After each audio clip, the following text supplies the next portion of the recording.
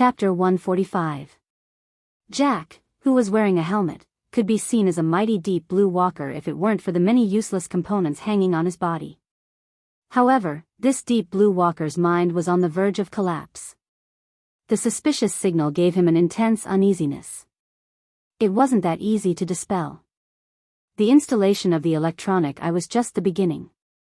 There were many advanced detection devices within Jack's previous shell. They were all dismantled and integrated into the exoskeleton armor. Jack constantly turned his head as the installation process progressed.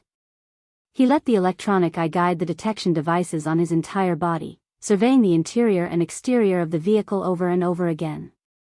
However, no matter how many times he surveyed, Jack was never able to capture the suspicious signal. But on the other hand, every reconnaissance and detection couldn't be said to be completely meaningless. It was through this method that a huge amount of data passed through the Tower of Babel. The unique structure of the Tower of Babel realized a highly efficient convergence and combination. Every survey represented a deeper level of understanding of this world for Jack. This was something Jack had never experienced before. Luo Nan's evaluation of this was, Jack got on the right track. Jack's remodeling train of thought had clearly changed after being frightened by Luo Nan. He no longer pursued an immediate increase in combat strength. Instead, he integrated and set up as many detection and scanning devices as possible to guard against that invisible and shadowless threat.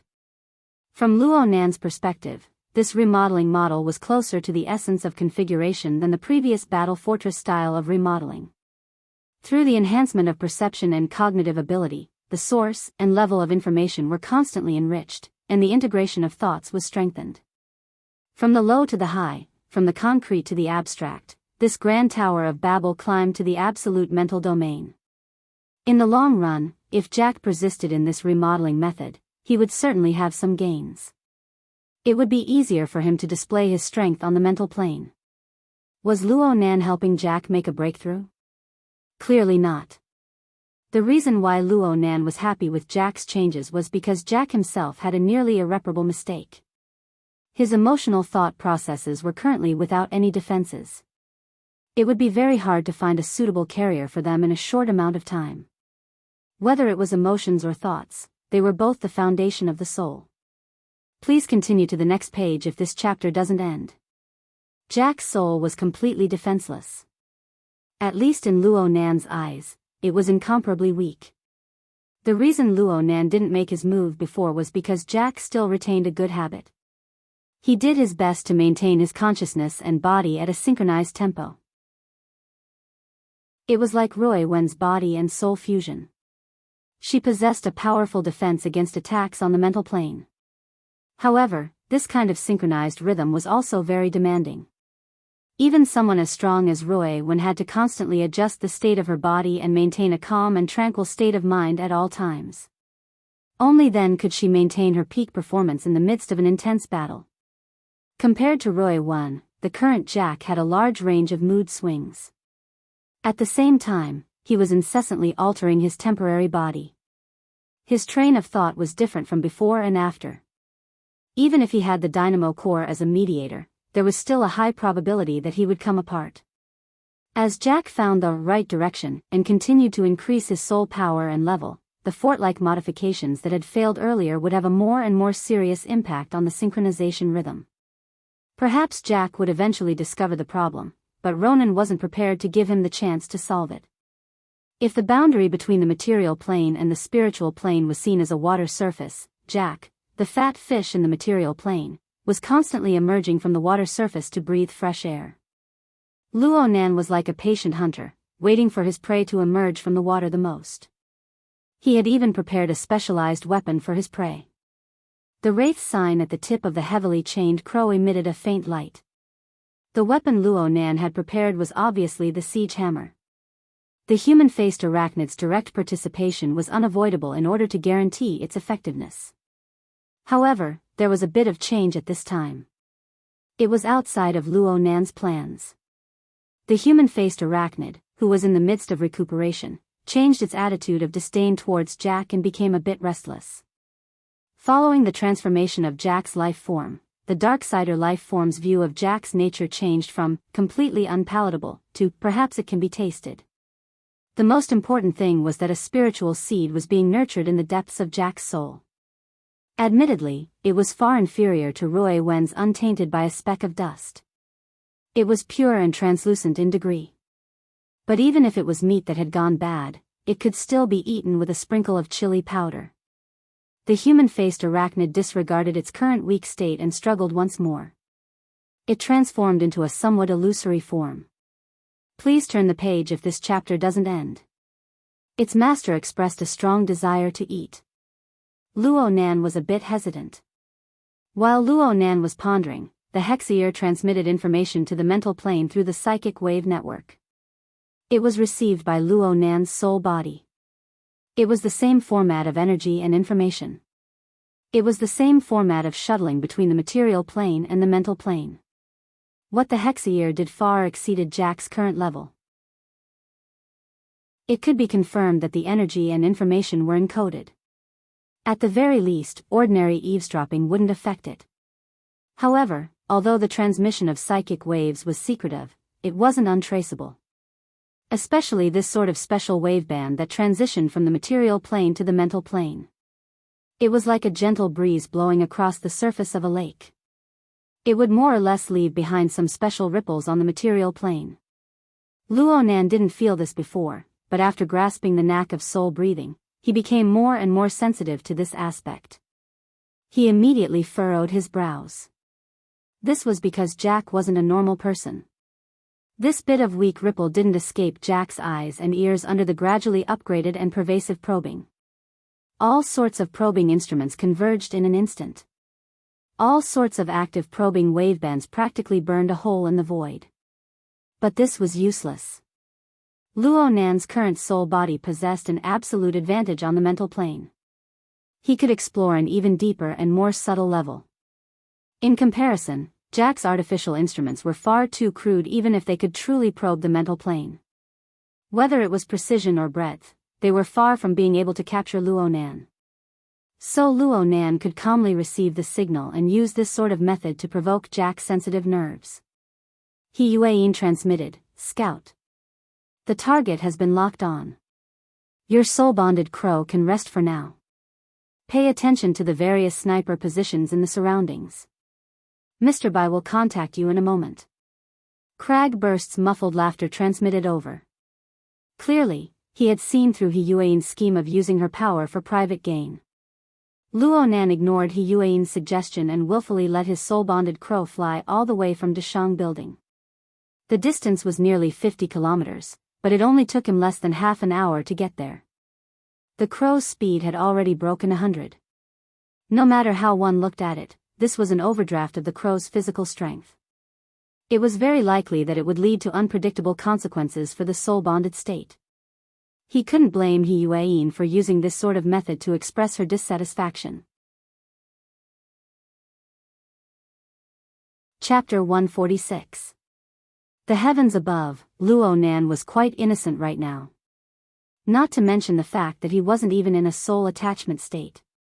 Ink had successfully merged with the external airflow environment under the blessing of the soul-breathing technique he had comprehended.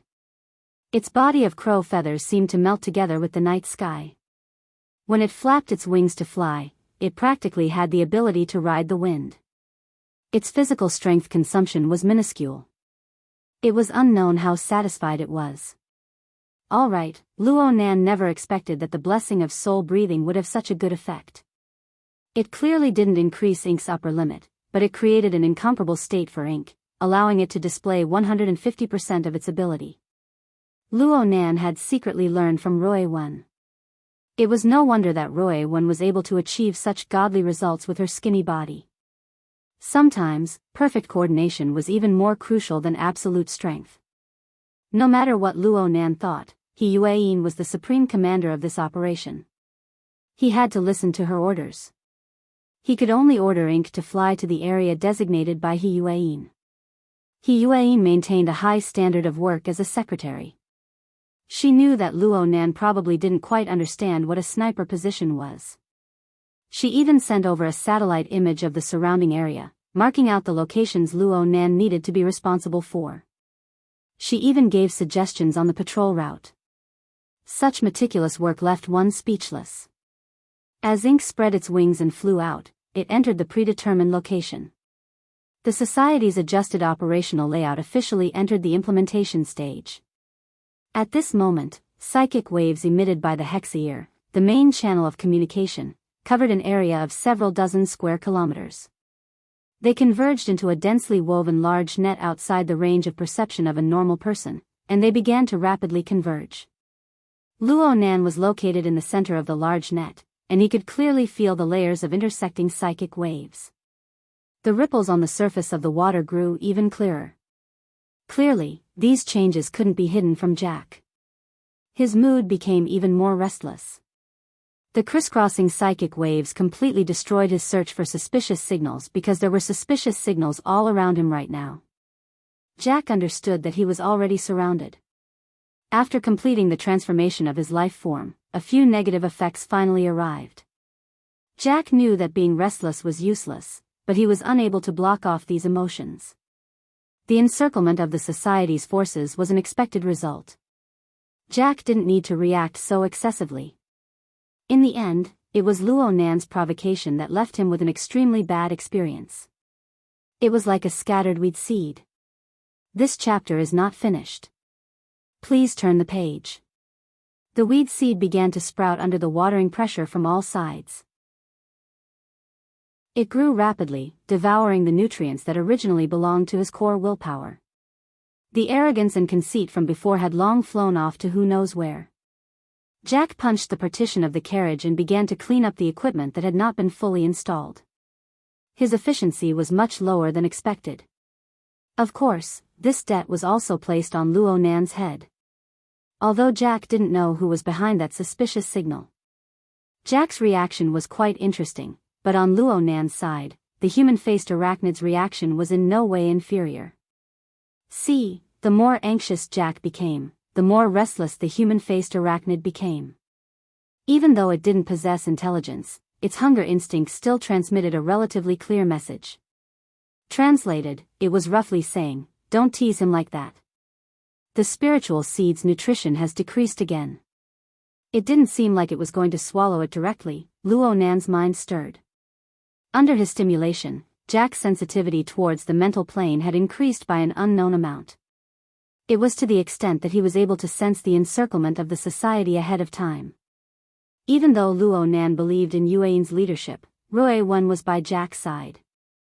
With Jack's terrible ability to control his emotions, it was better to add another layer of insurance for the sake of safety. Luo Nan finally loosened the chain, and the human-faced arachnid lost its restraints. It immediately broke out in joy and threw itself straight at Jack. It must be said that Jack's abilities on the mental plane had really made great progress after Luo Nan's stimulation and tempering. In the past, he didn't have any ability to detect the human-faced arachnid, a darksider life form. But now, a certain intuition made him tense up the moment the human-faced arachnid threw itself at him. It was the probing assemblage that could practically melt the void. Unfortunately, it was still useless.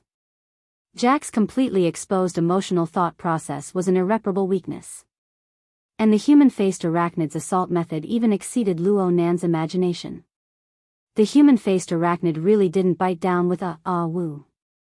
Jack was still in the synchronized rhythm of his body and soul, so he still possessed a certain level of defense. This darksider life form possessed a cunning instinct. It avoided a frontal confrontation, and its already weak body instantly transformed into nothingness. Its core essence actually transformed into a minuscule piece of information. This information was captured by Jack's probing apparatus on all sides. And this was it. This chapter has yet to end. Please turn the page. Jack was thrown into a completely defenseless emotional thought process. Luo Nan watched in stupefaction. The human-faced arachnid transformed into information under the drive of energy. It roamed within the Tower of Babel and collided with other information. A reaction occurred in an instant, flashing with a kind of dark tinge of emotional luster. Luo Nan immediately deciphered that this was impatience. This bit of impatient emotional element quickly merged into Jack's corresponding emotional torrent. It followed the structure of the Tower of Babel up level by level. Soon, it seeped into a higher level of thought. In this way, the human-faced arachnid was like a kind of virus. It gradually seeped into Jack's soul. This was a fact that Luo Nan found hard to imagine, but he had witnessed it with his own eyes. The human-faced arachnid began its official work after making contact with Jack's soul. The first thing it did was to weed out. It callously and mercilessly ate all the emotional weeds that helped it enter Jack's higher-level thought process. They were fighting over the nutrients of Jack's core willpower. Then it dove head first into the depths of Jack's soul. The human-faced arachnid found its final target in the abyss where self-awareness was hard to reach.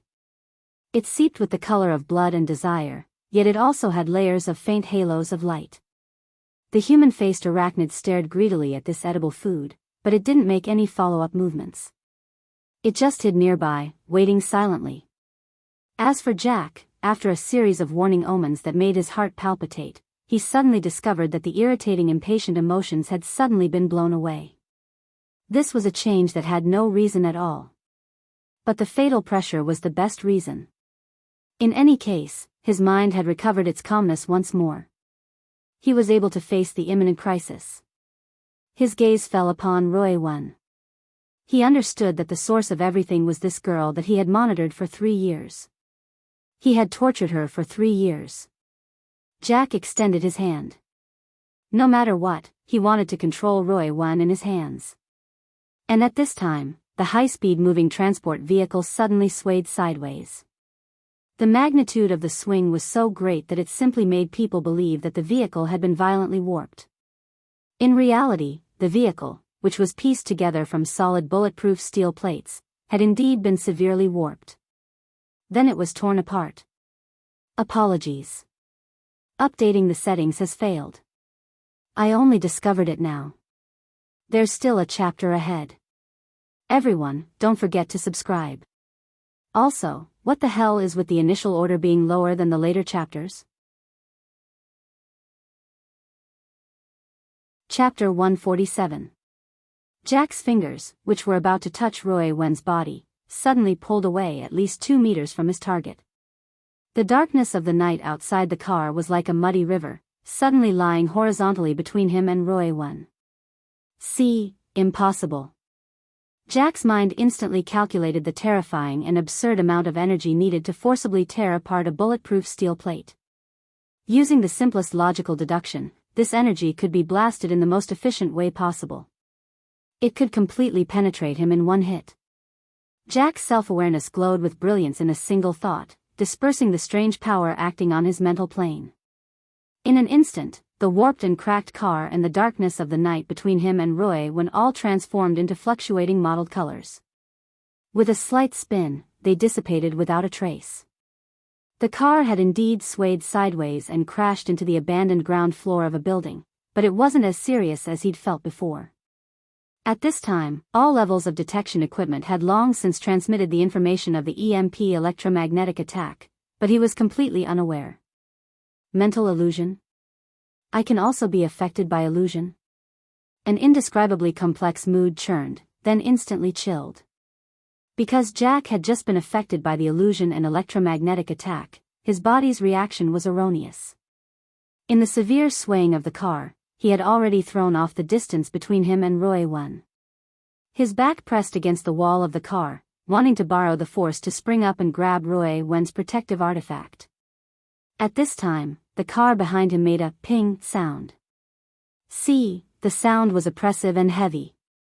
The peerlessly strange power transmitted from the outside of the car, almost without any damage, directly into the exoskeleton armor, into the half-decayed body. The vibrating power seemed to radiate outward from the chest of the body. The tightly arranged configuration of the dynamo core trembled slightly. This time, his body was actually shaken to the point of freezing on the spot. The second ping sound came, the front force and the back force overlapping. The two different vibrations intersected and stimulated each other. The structure of the half of the body that had already decayed due to Roy-Wen's deathly stillness ability completely collapsed, turning into a meaningless dead bag of skin. It even affected the other half of the body, causing the fine threads of the dynamo core to have to be rearranged. Therefore, Jack still couldn't move. Then came the third ping sound. Jack's ice-cold mask. This chapter is not finished, please turn the page. Then, the demon eye suddenly flashed. The omnidirectional detection instrument had already formed an image of the carriage and projected it back. Outside was a short and stocky middle-aged man wearing a casual short-sleeved shirt. However, his arms were so swollen that even the cuffs on his upper arms were torn. At this moment, he was punching the outer wall of the carriage. What was strange was that the power of his fist caused Jack, who was in the carriage, to be battered and exhausted, but the place where his fist landed was as flat as before. At least a B-class martial artist. When this judgment was formed, dark red flames burned from Jack's decaying body inside the exoskeleton armor. From the inside to the outside, it lit up the surroundings with a loud bang. In an instant, the body inside the exoskeleton armor turned to ash, but the format of fire wasn't affected in the slightest. Through the amplification of the armor, it gushed out from his back. The bulletproof iron plate on the back of the carriage had a radius of about 1 meter, and it was instantly covered in high temperature. Under the convergence of the archetype format, the astonishing heat did not spread at all and was transmitted to the outer layer of the carriage. A muffled groan came from outside the carriage. The large-armed martial artist's fist was scorched black by the high temperature, especially by the power of the format of fire. His third strike was forcibly interrupted, and his figure flashed backwards. Jack finally regained his freedom. He didn't care about the exhaustion caused by the instantaneous eruption. He turned around to grab Roy 1, but at this moment, he saw the rear of the carriage explode open. The big fellow, Crag Burst, who he had exchanged blows with before, charged in while laughing loudly. He disregarded everything and engaged in close combat. I'm done for. Jack knew that he no longer had the strength to snatch Roy 1 into his hands. His demon eye instantly dimmed, but it immediately brightened once more. Even if I don't have Roy 1, I still have the dynamo core. I still have energy. I haven't failed. Within the open carriage, the two beast-like experts instantly engaged in close combat. The bursting power made it seem as if this 5-ton transport vehicle could topple over at any moment. The rescue operation was already over at this moment. It was surprisingly straightforward and efficient. The personnel deployed in the surroundings appeared one after another, surrounding the transport vehicle. It was like catching a turtle in a jar. Hiyuain stood beneath a concrete pillar in the abandoned area. She calmly observed the current situation. A small old man stood loosely by her side. He yawned incessantly. It was the large-armed martial artist who had just played a crucial role. Please turn the page if this chapter isn't finished. He walked back. His arm had already returned to its normal limits. It was only a bit thicker than an ordinary person's. He swung his injured arm and sighed with emotion. Secretary, you really are daring. You used an illusion technique on an altered human that was neither human nor ghost, and you succeeded. Daydream. Not bad. Daydream was the veteran psychic of the Xia City branch, Mr. White. He yawned again when he heard what was said. He shook his head and said, this person's mood fluctuates greatly. His defense is surprisingly sloppy. He's inferior to an ordinary person to a certain degree. Of course, his logical abilities are extremely strong, and he recovers quickly. But as long as the first step is hit, the subsequent steps won't be a problem. Hiyuain slightly bowed towards the large-armed martial artist. I just exchanged a bit of information with Quantum Corporation. You've worked hard, Mr. Giant Arm. If it weren't for your 2 successful strikes, things wouldn't have gone so smoothly. I'm ashamed. Originally, I was going to hit with 3 strikes. I didn't think that this altered human's format of fire could be controlled to this degree.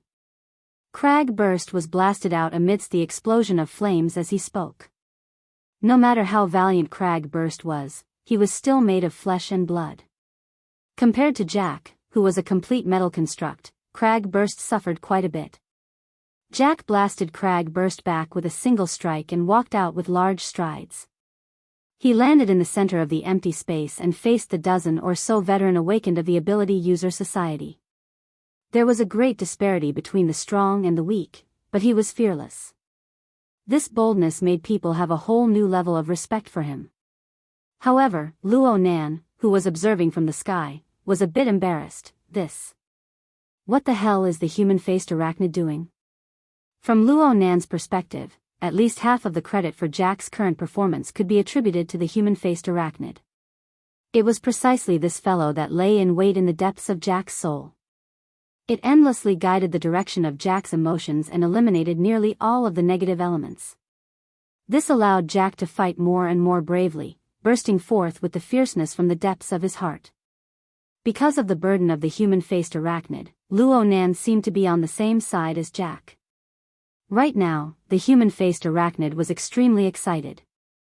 Its bizarre and unfathomable instincts were currently urging it to bring out the most valuable portion of Jack's soul strength and pour it into the spiritual seed before its eyes. Right now, it wasn't like a savage Darksider species. Instead, it was like a diligent gardener. The spiritual seed before its eyes was gradually washed of its lustful bloodlust and blossomed with a radiance that grew brighter and brighter. Chapter 148.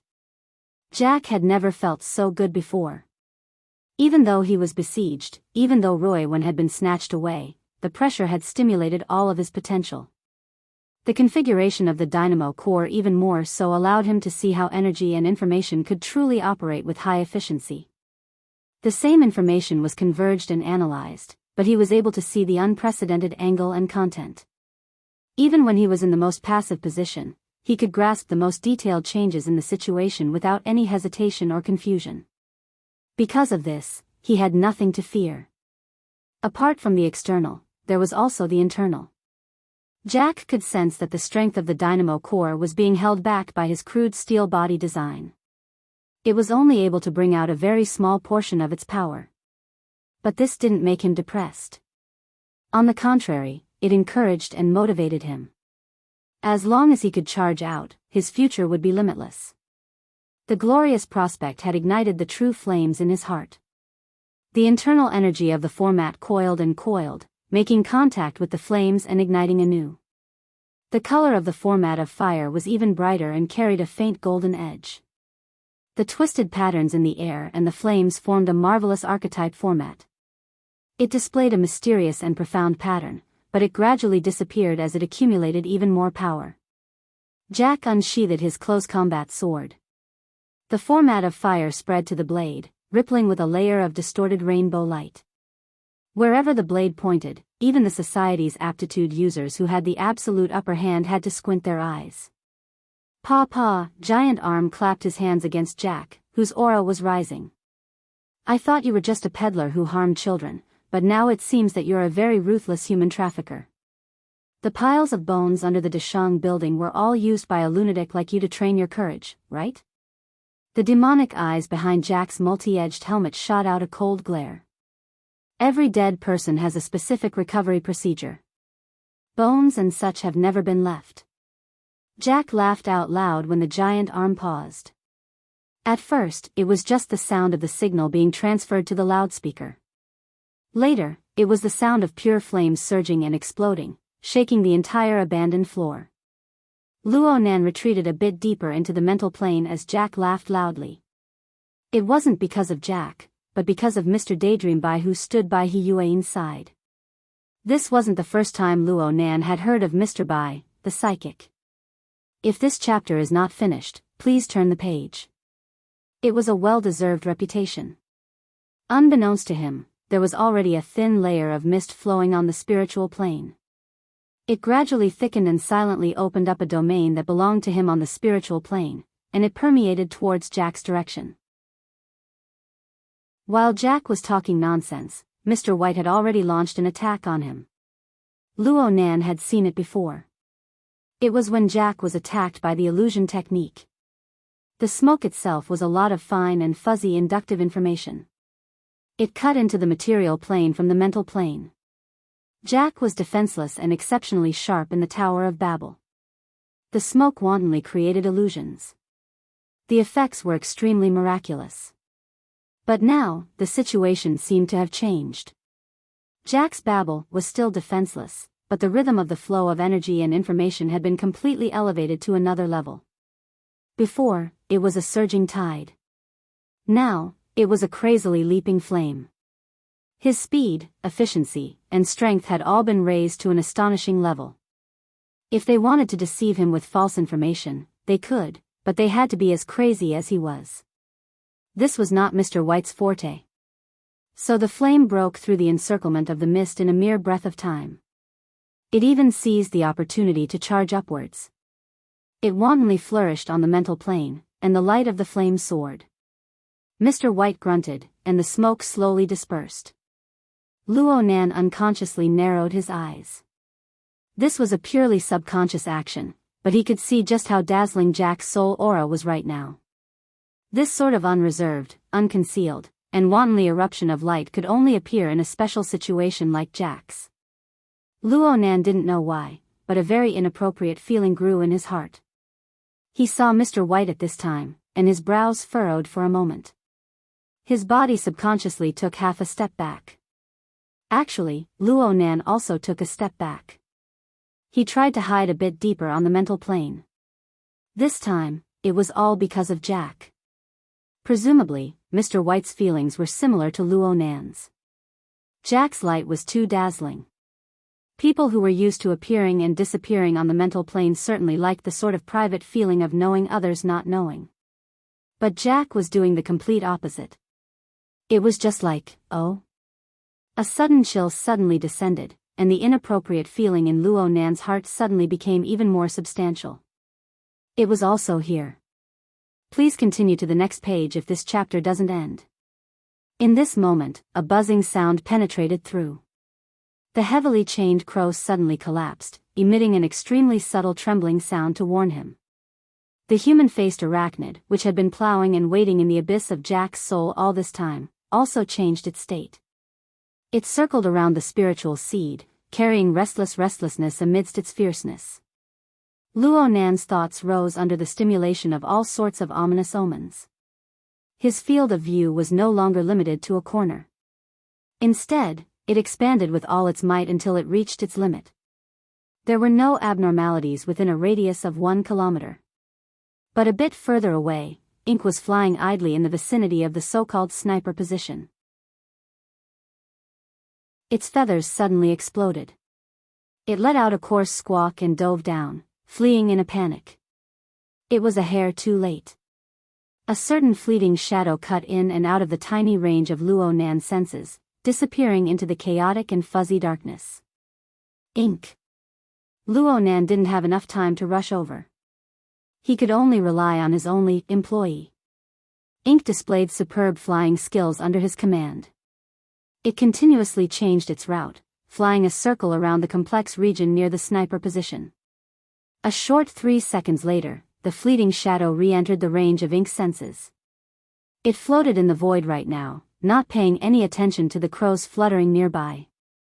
It just lined up its 2 eyes side by side, and its strange gaze of 6 heterochromatic pupils pointed at the location of Luo Nan and the others. Its gaze was filled with greed and hunger. Luo Nan instantly understood where that inappropriate feeling came from. That's right. Jack's completely defenseless mode of energy and information. Jack's emotions and thought processes were completely exposed. There was also the ceaseless sharpening and the rapid increase in his soul strength. Although this fellow didn't have any accomplishments on the mental plane, the willful eruption of soul radiance was just as Luo Nan had described. It was like a bonfire in the night. Only the heavens knew what sort of danger it would attract. Now the answer had appeared. Human-faced arachnid. Another human-faced arachnid. This was absolutely an enormous variable. Luo Nan was just about to report this to He Yueyin when Ink's range of senses suddenly darkened. A powerful pulse swept past. The energy, information, and corresponding tempo contained within it instantly exceeded the limits of what Luo Nan's senses could bear. The mental plane suddenly shook violently in the next moment. A whistling and surging hurricane came from nowhere, sweeping everything that Luo Nan could sense. Chapter 149. Tonight, Luo Nan had witnessed 2 EMP electromagnetic bombs explode. No matter what the effects were, he could see that people always hoped to destroy the enemy's eyes, ears, and mobility before engaging in combat. Then they could reap the harvest calmly. However, Luo Nan never imagined that he would actually encounter a method similar to an electromagnetic attack on the mental plane. The hurricane that came out of nowhere was stirring up trouble on the boundary between the mental plane and the material plane. The first to be destroyed was the psychic wave network built between the members of the association. Luo Nan's message to He Yueyin flew to who knows where halfway. Then Luo Nan's mental senses received an attack. Whether it was range or precision, everything was suppressed again and again. Luo Nan discovered that he could only sense an area of 30 meters around him in a daze. The range had shrunk by over 10 times, and the precision was too horrible to look at. Luo Nan discovered that he was still fine. Mr. Bai's situation was even worse than his. This little old man's appearance was more like he had been targeted. Traces of blood flowed out from the corners of his eyes and nostrils. He was even a bit unsteady on his feet. He leaned back against a pillar to prevent himself from falling down in a sorry state. This should be a spiritual storm in the truest sense of the word. It almost destroyed and overturned all existences on the spiritual plane, instantly clearing the area. Luo Nan couldn't help but feel a chill in his heart. Just what stage had the human-faced arachnid grown to? The only thing worth rejoicing about was that Luo Nan's connection with Ink, the human-faced arachnid, and Rui Wen had not been severed through the format pyramid. Luo Nan was even able to send a bit of support to Ink through the air. The light waves of the format pyramid hidden behind the black feather comforted the frightened little fellow. Correspondingly, the human-faced arachnid, which was even sharper than him, transmitted a warning message to a certain degree. In this way, Luo Nan knew that the human-faced arachnid, which had stopped in the air above the sniping position, had already swept over in this chaotic situation. Okay, this was a bit confusing. Luo Nan gave his human-faced arachnid a nickname, Wraith Sign. Even if it had a nickname, the Wraith Sign, which lacked spiritual intelligence, couldn't provide any more information. It didn't know anything about the route or the speed. But Luo Nan knew that the enemy's most likely target was still Jack. Jack was the only person who didn't suffer from the mental storm just now. Such preferential treatment was not given to Jack, but to the constantly growing spiritual seed. Jack still did not know what was going on. If this chapter is not finished, please turn the page. His unbridled soul radiance had attracted this storm. He didn't even know that he had struck the jackpot and was being targeted by 2 human-faced arachnids at the same time. Even though he didn't receive the attack, he could still sense it the moment the storm started. He immediately made a decision. Laughter and the rumbling of flames didn't stop. He raised the alloy combat blade horizontally and brazenly charged. He thought his chance had come. This was indeed his chance. Because of the mental storm, the psychic wave network had been severed. All the ability users were stunned, and their reactions were slower by more than a beat. However, as the commander of this operation, He Yueyin still maintained a high speed of thought. Giant Arm. Only calling him by his code name without any honorifics meant that the situation was urgent. As the strongest person on the scene, Giant Arms knew that the current situation was strange, but he also knew that he had to take responsibility. Almost as soon as He Yueyin gave the order, he exerted his strength to fly, only a bit slower than Jack. Giant Arms' line and angle were absolutely perfect. He flew from the side, found a short path, and stabbed straight at Jack's flank. His 2 arms suddenly swelled, causing the cuffs of his short sleeves to completely collapse. His arms were bare, and a heavy fist was imprinted in front of him. Jack didn't even turn his head. The exoskeleton armor swung its tail, facing Giant Arm from the side. It became the back of his head. Most importantly, the nozzle on his back suddenly opened. Disregarding the damage to his body, he forcefully pushed it to the highest gear and spat out a deep blue flame. The terrifyingly high temperature made Giant Arm let out a muffled groan. He forcefully withdrew his strength and dodged, but Jack raised his speed to the highest. The alloy combat blade didn't have any fancy tricks. It was a simple stab forward, and there wasn't a body of flesh and blood that could block the flames of the format of fire.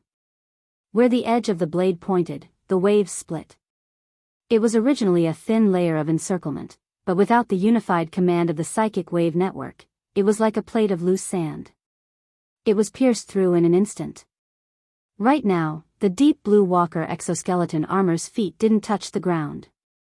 With the assistance of the auxiliary thrusters, it shot toward the window of the abandoned floor that led to the outside world. Giant Arm, Crag burst, and the others strove to catch up, but it was an impossible task to compete with the exoskeleton armor with its thrusters fully activated. The window continued to enlarge in front of Jack. It swallowed him and released him, allowing him to be cast into the night of Sia City's recycling stratum. There was an explosive rumble. The wall at the edge of the window was bombarded by Giant Arm's fist, which was a step too late. The wall instantly collapsed. The flying rubble collapsed outwards, but it was swept to dust in front of the format of fire. It was a success. From now on, the sky was high and the sea was wide. Birds flew and fish leaped. Please turn the page if this chapter isn't finished. Jack raised his head to look at the night sky of Sia City. Under the blurry colors of light, his longing and dreams vaguely transformed into a stairway to heaven. It dropped down from high in the sky all the way to his feet. Right now, the flames in his heart were burning at their most intense.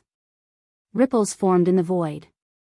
With Jack's current level, his interference with the mental and material planes had already reached a very high precision. Naturally, this kind of change couldn't be hidden from him. However, the human-faced arachnid stepped out of nothingness. It didn't give Jack any time to react. The malevolent and terrifying specter was practically sticking face to face. It silently penetrated Jack's exoskeleton armor. Jack's consciousness of fear hadn't even risen yet. Right now, he was still displaying ecstasy and pride on the outside. His emotions were like exploding flames. However, the human-faced arachnid burned with the same bewitching demonic fire. It instantly covered Jack's entire body. At this moment, under the illumination of the format of fire, the specter of the human-faced arachnid clearly and completely overlapped with Jack's. The dense shadow seeped into the soaring soul fire. The fierce and ugly mouth opened wide, accurately capturing the spiritual seed that seemed to be on the verge of igniting in the depths of Jack's soul. The arachnid bit down and swallowed it. Jack's charging figure suddenly froze and the glow of his demonic eye dimmed.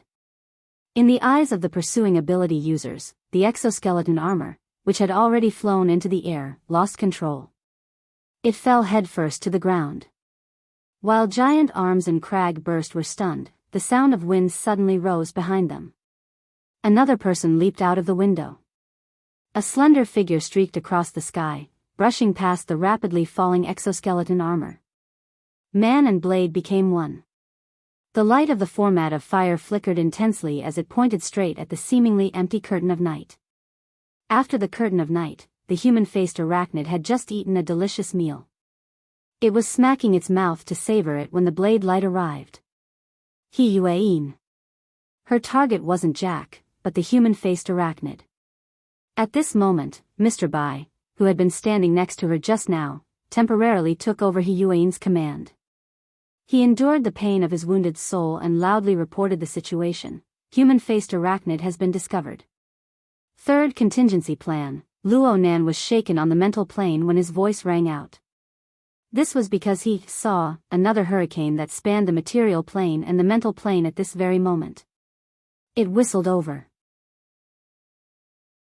Right now the human-faced arachnid was dodging Yuain's blade light with all its strength. It absolutely didn't have any spare energy to launch an attack. Luo Nan suddenly understood something. The mental storm isn't the work of the human-faced arachnid. There's still a powerful person behind.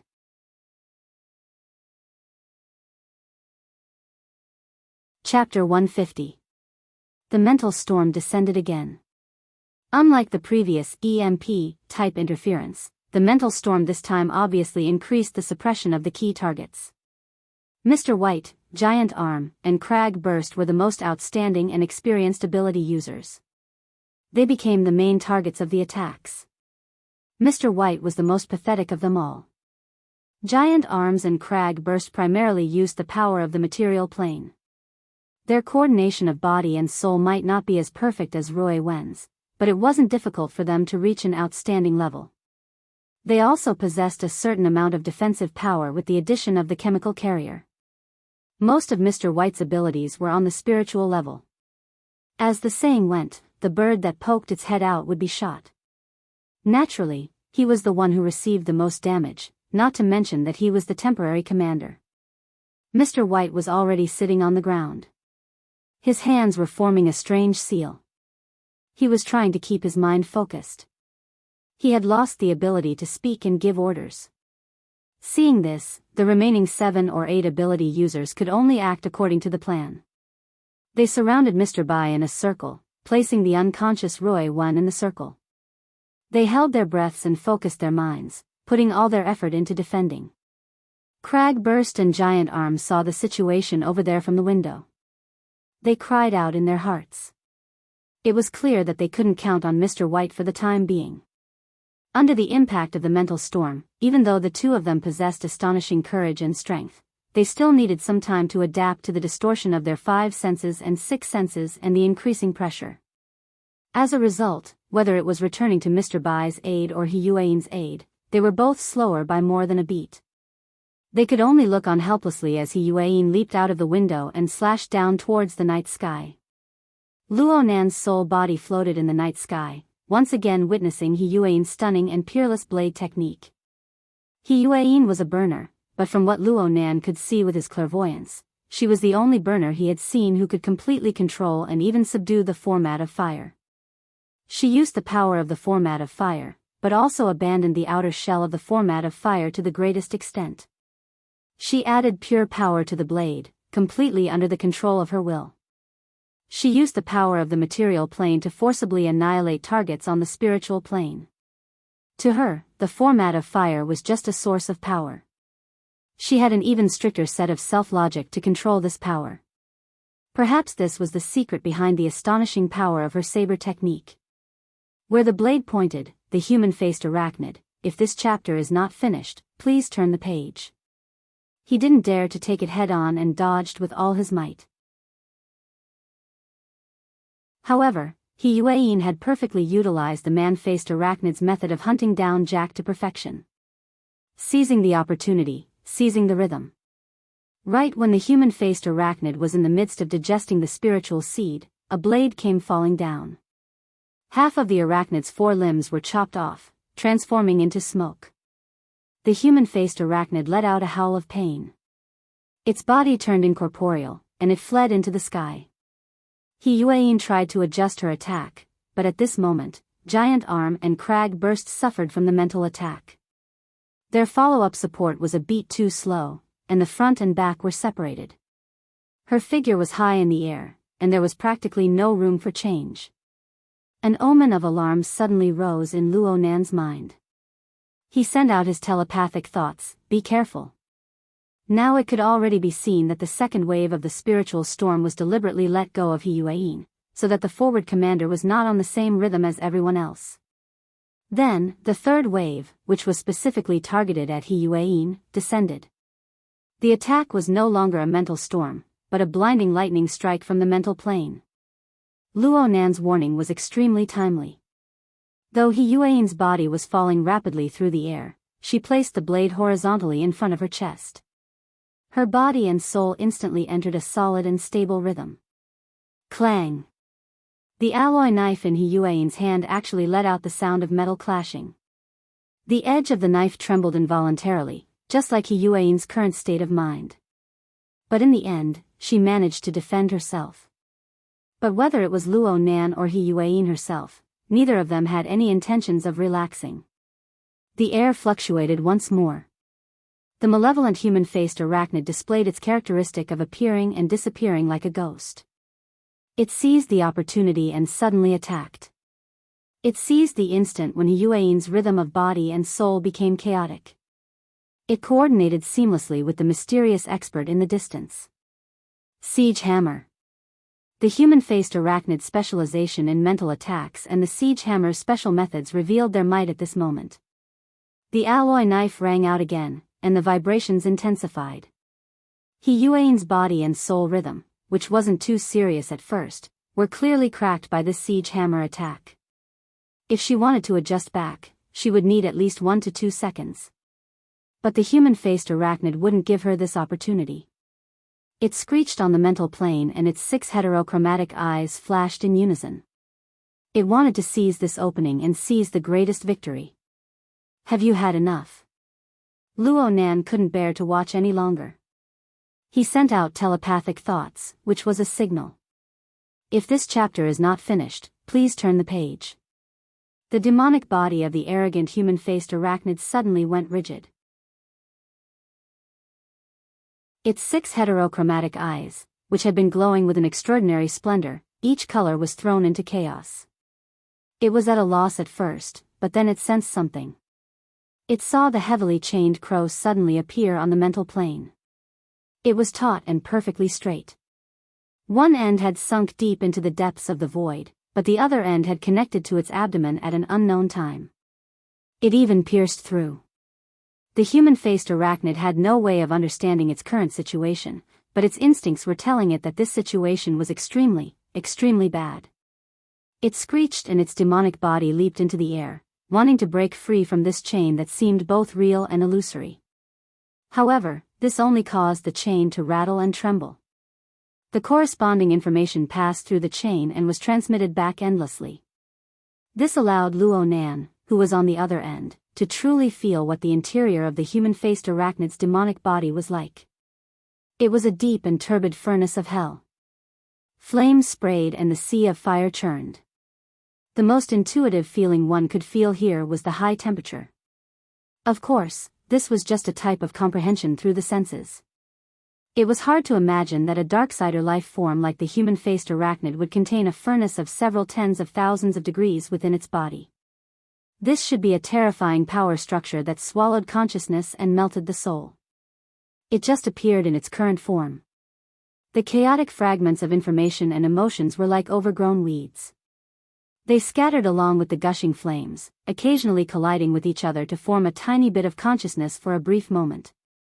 Then they screamed miserably within the sea of fire furnace of hell as they melted. The cycle repeated itself. Luo Nan locked onto the spiritual seed that he had just plucked from the depths of Jack's soul in the center of this terrifying furnace of hell. The outer layer of the seed had already melted in this furnace of hell, but that was all. When this outer layer disintegrated and digested, a bit of demonic mottled radiance jumped out from within. It resonated closely with Luo Nan's chain, resisting the fatal flow of fire that existed everywhere. It lit up the strict and standardized format pyramid structure.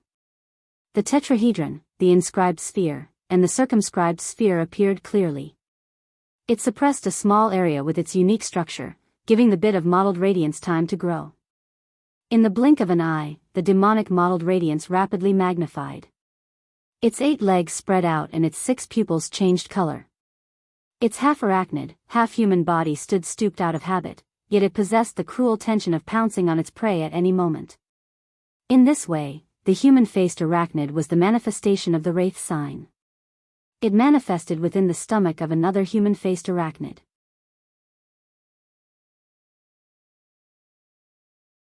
Chapter 151. The furnace's inferno was extremely repulsive towards the wraith sign, an outsider. Huge bubbles appeared in the sea of fire, revealing a deep magma-like structure. The flames above the sea of fire were like dancing pythons, roaring as they tried to devour the devil sign. At this time, the furnace of hell didn't seem to be in the stomach of a darksider life form. Instead, it seemed to exist in the center of an enormous world.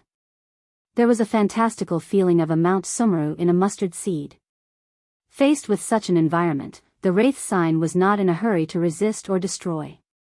What he did was to howl at the sky. His body burned with a blood-colored flame that seemed to be solid, merging with the format pyramid on the outer layer. The unique structure of the format pyramid expanded outwards layer by layer. At the center of the furnace of Inferno, lines of different densities shuttled and intersected in the ocean of fire, building one basic structure after another before they were connected into a complicated whole. This scene was so familiar, just like the magical altar in the Dashang building's fighting arena. That was right. The Wraith sign had built a new altar. Previously, it was built on the turbid emotions of hundreds of spectators. Now, it was built on the lava. Luo Nan's eyes were still groping in the dark when the last altar was constructed. He was a standard example of knowing the how, but not knowing the why. But as he came into contact with the Tower of Babel, built by the Dynamo Core, and through Jack's selfless demonstration, he understood the structural rules of operating energy and information. In addition, after grasping the soul-breathing technique, he gradually realized the mysteries of the interconnection between the spiritual and the material planes. Now, it seemed that he was a little enlightened. Luo Nan noticed that the structures of the two altars were very similar. They didn't seem to possess essential differences. Especially the operating principles of the two altars. In other words, the method of handling energy and information was exactly the same. From a simple logical deduction, it could be seen that the same form was often rooted in the same content. Since the structure was like that, the basis of its existence should not change too much. Oh, in other words, the foundation behind this furnace of hell is actually similar in nature to the spectators in the arena. It's just that one manifests as a turbid flow of emotions, while the other manifests as a furnace of flames. Luo Nan watched with great interest. The turbid flow that is rooted in the emotions and desires of the human heart can actually develop into different forms and possess different functions. This transformation was caused by the human-faced arachnid. If this chapter is not finished, please turn the page. Is that it, or are there other factors? Luo Nan observed the furnace of hell once more with questions and gains in mind. He felt it to be even more penetrating, and his understanding became even clearer. As the Wraith sign continued to build the altar, the giant flame pythons that had been attacking it from the outside gradually stopped attacking it. On the other hand, in the lava below the sea of fire, the bubbles popped one after another. They were clearly distorted human faces, staring at the Wraith sign with hatred, fear, and fanaticism. But no matter what, they could not stop the continuous expansion and perfection of the altar structure. Moreover, with the arrangement of the various functional structures, the deterrence of the altar became weaker and weaker. Things were just that interesting. No matter how horrifying and tragic the scene was, when the altar was built, who was the priest, who was the sacrifice, who had the power of a ruler, and who was just a stupid pig or sheep, it would all be clearly distinguished in such a cold and cruel way. The terrifying scene of the furnace of hell continued. Perhaps it did have the powerful ability to swallow consciousness and melt souls, but just based on the level of the altar, it could not pose any threat to the Wraith sign on the altar. In other words, the Wraith sign had used an altar to suppress the furnace. At the same time, it was stripping away the more essential things of the Inferno prison. As the altar was built, the furnace of hell was suppressed. The human-faced arachnid, pierced by the heavily chained crow, grew more and more restless. It even revealed a reaction of fear.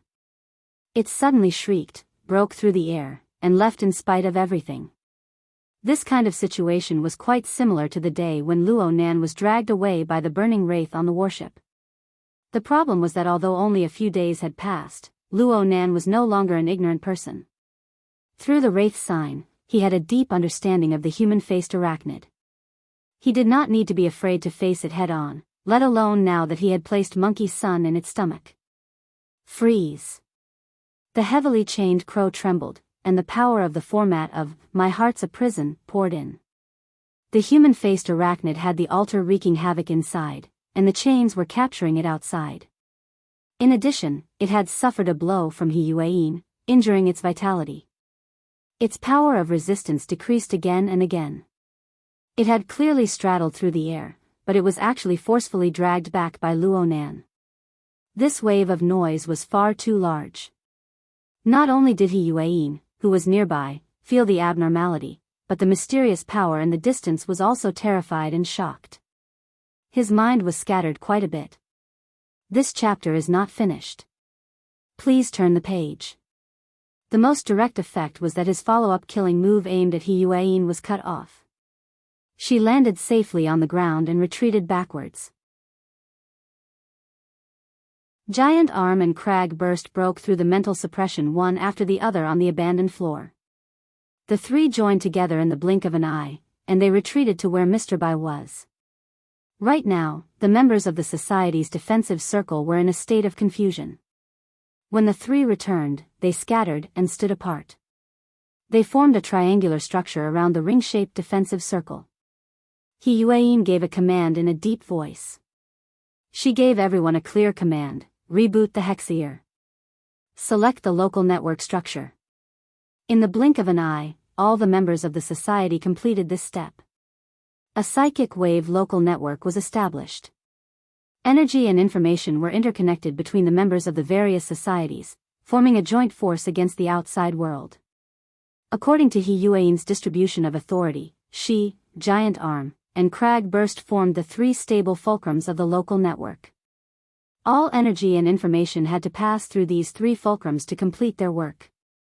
This completely shifted the pressure of the mental storm's attack onto their bodies. Mr. Bai finally obtained a chance to breathe within the local network. He slowly recovered and relied on the deep application of the Hexeer to sort out everyone's joint force. He formed a sizable flood of energy and information. It passed Hiyuain and the other two and buzzed through the suppression of the mental storm.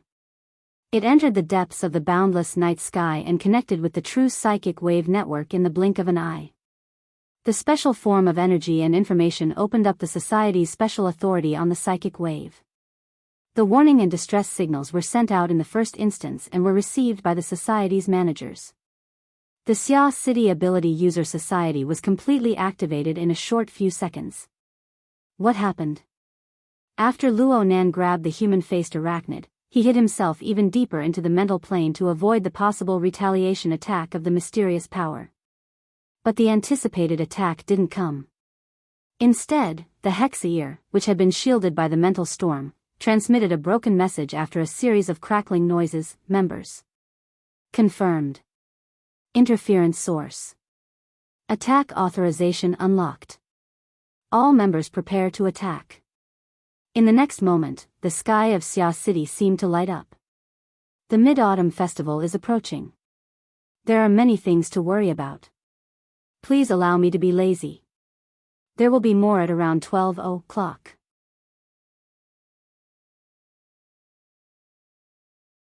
Chapter 152. Approximately 1,500 meters away from the abandoned floor where Hiyuain and the others had besieged Jack, there was a group of high-rise buildings. Looking down from here, one could see the abandoned floor and the surrounding area. This was the sniper position that Hiyuain had pointed out. It was also the area where Ink was active. At the beginning of the mental storm, this rather intelligent crow hid obediently under a clock tower of a high-rise building. It arched its wings, buried its head, and remained motionless. That's right, the area of attack of the mental storm was 1,500 meters away. It had nothing to do with Ink. But the problem was that the distance between the person who unleashed the mental storm and Ink was far too close. They were separated by a large clock, nothing more. Above the cowering crow, at the top of the clock tower, the turbid black smoke converged into a faintly discernible shadow. It blended perfectly into the darkness of the night.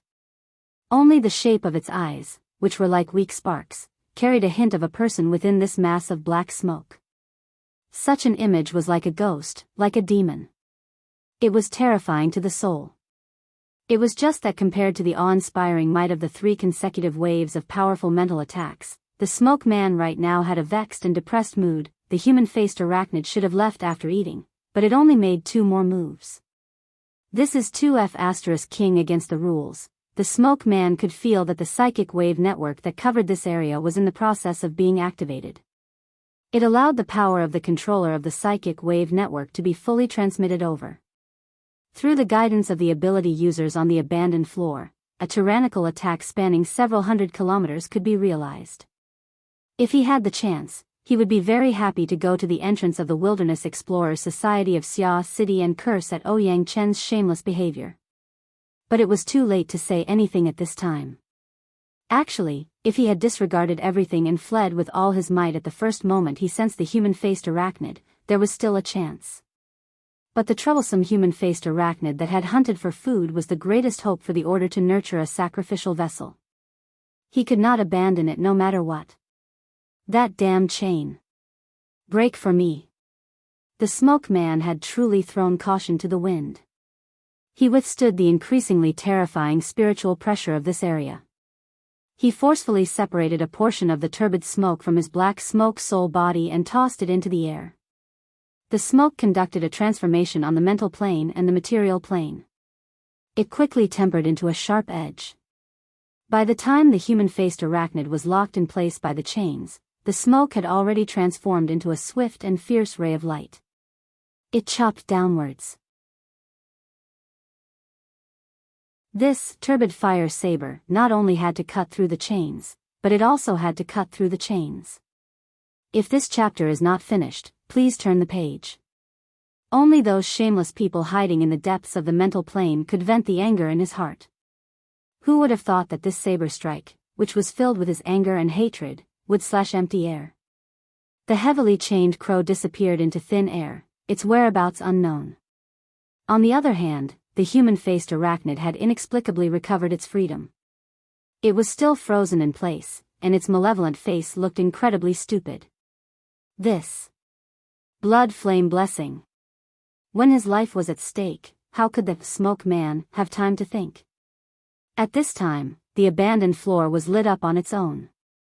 The activated psychic wave network was about to materialize. The energy being transmitted was increasing, and it had already locked onto him. If he didn't escape now, he wouldn't have to waste any more effort. Go go go. He used a special method of control to give the human-faced arachnid an order to make it flee in a different direction. He hadn't forgotten what this group of people from the Ability User Society had been doing in Xia City for the past 2 days. If it wasn't for his several rounds of mental storms attracting hatred, this fellow would have been the #1 target of the Ability User Society's attack. Under his urging, the human-faced arachnid's 6 heterochromatic pupils finally recovered a bit of luster. It immediately leaped into the air and disappeared. The Smoke Man leaped out of the clock tower at nearly the same time. He flew towards the area where he could sense the most human traffic. He hoped to find a few human meat shields so that Ouyang Chen would have some fear. However, he was still a bit too late in the end. The instant the Smoke Man leaped out of the clock tower, a terrifying energy attack burst forth from the abandoned floor 1,500 meters away. In the next moment, a mental storm descended. This was absolutely revenge. It was also a mental storm, but this attack originated from Ouyang Chen. Even though it had lost many of its subtleties due to the long-distance transmission and guidance, when the hurricane swept over, it still caused the smoke soul body to fall into a predicament where it could not avoid. In a few breaths of time, the black smoke soul body, which was the soul of the out-of-body state, was torn to pieces. The soul of the Black Smoke Man was directly exposed to the air, and was swept by the tail of the storm that blew past, almost causing his soul to scatter. In the end, his strength was strong and he had long since passed the naive age where his soul couldn't be exposed to the wind. He flew and descended all the way until he entered a certain nightclub in this group of buildings. Only in this noisy and chaotic atmosphere did he truly believe that he had escaped this calamity. Today's grazing was truly a huge failure. Ouyang Chen, this grudge has been formed. The Smoke Man was venting his anger as he sucked in a bit of people from the nightclub. He condensed a layer of darkness once more. Please turn the page if this chapter is not finished. The smoke soul body was temporarily coping. He was certain that he wouldn't die, so he began to worry about the human-faced arachnid situation. He sensed that the human-faced arachnid wasn't too far away from this area. It was still cruising in the outskirts. This was a bit dangerous. Oh, it had found its way here. The Smoke Man was actually somewhat gratified for a time. He had obtained this control method from another order. Even though its origins were unknown, the effects were quite good. If it wasn't like this, it would have been impossible to tame the human-faced arachnid to this degree within a short few days. The nightclub he was in was mostly filled with young men and women who had played all night. Emotions were born and turbid energy flowed everywhere. It was also a good place to hide the human-faced arachnid. Right now, the group of people from the Ability User Society would certainly not spare him. They would search everywhere for traces of the human-faced arachnid. His current strength was greatly damaged, so he had to first recover a bit of his vitality. At the same time, he had the people of the Order come over to receive him in order to ensure his safety. As he was pondering, the human-faced arachnid noiselessly pierced through this space and stopped by his side. Its appearance was malevolent and terrifying, but its 3 severed limbs made it appear to be in a rather sorry state. I don't know if the meal I just ate can make up for the vitality that this blade chopped off. It hadn't even been 2 days since the smoke man took over the human-faced arachnid. He still didn't understand the habits of this darksider life form too well. He made wild guesses for a time and was rather at a loss. He also observed even more carefully. Oh, the flames under the body of the human-faced arachnid were bright and translucent. They circulated with laws and rules. Could it be that the meal just now had already begun to digest? Right when he was sizing up the arachnid with interest, he saw a beam of light shoot out from the back of the human-faced arachnid. It tore open the back of the human-faced arachnid. The smoke man was stunned. The moment the beam of light came out, it was unstoppable. The light of fire exploded from every part of the human-faced arachnid's body. It was like thousands of sharp knives, slicing and slicing. The human-faced arachnid could only struggle futilely. Then tongues of fire leaped out, burning its entire body. It burned into nothingness in the blink of an eye. The smoke man's mind was stupefied for a time as he observed this scene. It was completely blank. But then the raging flames of the fire burned the human-faced arachnid to death. Unexpectedly, they did not disperse. Instead, they converged inwards to form a maelstrom in the void. A boom rang out from within and a malevolent and terrifying demon rode the light of fire. It soared out from within the maelstrom.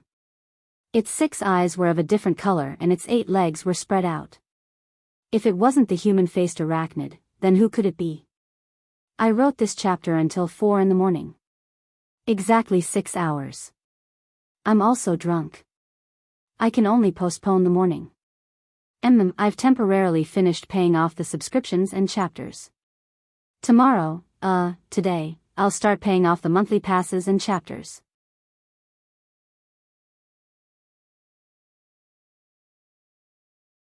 Chapter 153.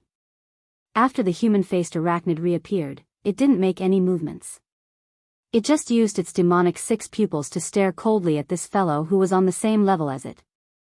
The smoke man felt like he was having a nightmare. In the dream, it was the end of the world. When he woke up from the dream, everything returned to normal. He circled around the human-faced arachnid many times. He could see that the human-faced arachnid had undergone some changes before and after being burned by the raging flames. The most straightforward change was that the limb that he had chopped off had now grown back. The human-faced arachnid had the ability to rise from the ashes? Even if the smoke man's brain spun 300 times, he still wouldn't be able to think of something as bizarre and absurd as, a human-faced arachnid is hiding inside the belly of a human-faced arachnid. He only knew that nothing could happen to the human-faced arachnid in the hands of the Order. This was the key to the continued existence of the Blood Flame Order in the foreseeable future. The smoke man adjusted his emotions. He also adjusted the way his consciousness operated his energy and information, causing it to connect with the human-faced arachnid. The human-faced arachnid didn't resist and so on. Soon, his consciousness cut into the deeper regions of the human-faced arachnid. He saw the terrifying scene of a furnace of flames. The smoke man heaved a sigh of relief. In the teachings of the Blood Flame Order he belonged to, the great blood flame was hidden deep within every person's anger, hatred, despair, and other intense emotions. It did not have a concrete form, nor did it have a clear self-consciousness.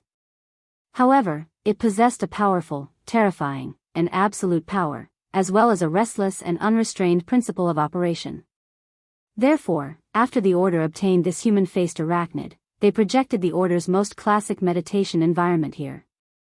They used it as a foundation to construct the basic structure of the future sacrificial vessel. Nothing seemed to have changed, but further verification was needed. The smoke man's consciousness continued to penetrate deeper, and soon, a special voice was transmitted all the way from the depths of the sea of fire and magma. Blood, blood, blood.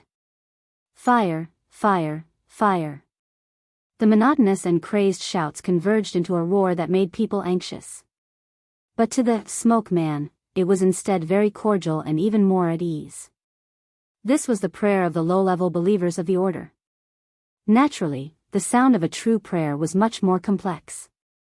However, it was impossible to completely restore the structure of the human-faced arachnid. It could only be roughly categorized. The blood type was often related to hatred and resentment, while the fire type was more likely to seek excitement. From these cries of prayer, if this chapter is not finished, please turn the page. He knew that the blood-soul temple structure that the Order had implanted still existed. The foundation hadn't been lost and everything was fine. Through the blood-soul temple, he contacted the church. Soon, a deep and firm will gave him a response. "I'm here." Facing the officiator, the smoke man was completely relaxed. "Your Excellency, something happened in that matter before." In fact, the officiator was fully aware of the hunt this time. When the smoke man accompanied the human-faced arachnid to hunt for food, he discovered that the target that had caused the human-faced arachnid to become restless was Jack. At the time, the smoke man couldn't make a good judgment. He discussed with the first oblatum and obtained permission before chasing after Jack to hunt. However, it was difficult for the officiator to predict what would happen next. After listening to the brief report, the officiant was not too surprised. He only said, "Luan, is our mold damaged?" The so-called mold referred to the human-faced arachnid. The smoke man was Luan. Fragments of the human-faced arachnid's rebirth from the ashes flashed through his mind. However, this matter was too complicated to explain. He just picked out the key points and gave a simple response: "No, it hasn't. It seems to have improved a bit." "It is indeed so. I can feel a sort of spiritual pressure here that I have never felt before. The order of the environment and the sense of hierarchy are also increasing. Even though order has never been the hobby of the mighty blood flame will, the path leading to it must always be divided into a distance and a height. It is as you said." Luan's mood calmed down. The 40-year founding ceremony of the Order is at hand. For the sake of restoring the Order's glory, our actions are bound to be fraught with danger and risk. This is encouraged by the blood flame will. It is fine as long as the ultimate goal is achieved. The officiator calmly arranged, "There is already a soul envoy at your grazing location. I will send another one and a means of transportation. Your current mission is to escape the eye of the storm as soon as possible and bring our mold back safely." "As you wish, Your Excellency." Luan cut off the communication. His consciousness wandered into the depths of the Inferno prison. He was inexplicably lost in thought. It had already been 40 years. 40 years ago, when the Third World War was at its peak, the first officiator of the Blood Flame Order felt the mighty blood flame will amidst the despair of war. His ability was awakened, and he established the Blood Flame Order on the battlefield. It was one of the earliest modern secret orders in the world that could be verified. Luan was one of the founding elders of the order. At the time, he was only 20 years old. This chapter is not yet complete. Please turn the page. He was a new recruit who had just stepped onto the battlefield. He obtained endless pleasure from the power of slaughter bestowed upon him by the blood flame. The rapid development of the order allowed him to obtain achievements that he had never dreamed of in his youth. As an old secret order, the blood flame had once had astonishing glory. Their followers covered nearly 2/3 of the world's major cities. They were one of the few world-class orders back then. However, good times did not last long. The overly intense and extreme teachings lost their vitality after losing the support of war and the environment of crisis. The order rapidly declined after the war, and the successive large changes in teachings, internal divisions, external affiliations, and other unforeseen events cut this powerful power into pieces. The branch that Mo Luan belonged to could only withdraw into the region of Xia City. He relied on the impressive combat strength of the upper echelons to barely maintain the face of a secret order. And in the many years of change, the most important tool to realize the communication between the blood flame will and the lower echelons of believers, the order's sacrificial vessel, was unfortunately destroyed. This gave the order a heavy blow. The powerful sacrificial vessel was the pride of the blood flame order. It was the important inherited artifact that distinguished them from the wild fox order and the wild chicken order. It was precisely because of the sacrificial vessel that the lower echelons of the order possessed a regular channel of direct communication with the mighty blood flame will. They possessed the true feedback of divine ability, manifestation and interference with reality. It was the best way to unite the hearts of the people and nurture the younger generation. Losing the sacrificial vessel was undoubtedly a fatal blow to an order that had established itself upon extraordinary strength. It was also a bitter humiliation. Nowadays, their order was the same as those wild chicken orders. Every sacrificial activity, no matter how big or small, required the officiant to undertake and guide it. They used an artificial method to communicate with the blood flame will. The consumption was enormous. There were many restrictions, and it was hard for people to be convinced. It became the greatest bottleneck that restricted the order's recovery and development. Mo Luan had already had enough of these cursed days. He had experienced the most glorious period of the order. Because of this, he was particularly unable to endure the current state of decline. Now, the order had paid an enormous price from top to bottom in order to obtain a new method to obtain the sacrificial vessel.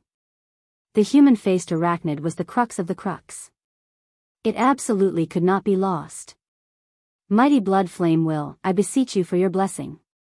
His consciousness completed a simple prayer within the furnace of hell.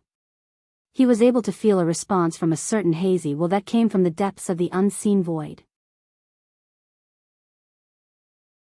Moreover, it was a clear response that was rarely seen in recent years. It was like a true deity looking down from high above.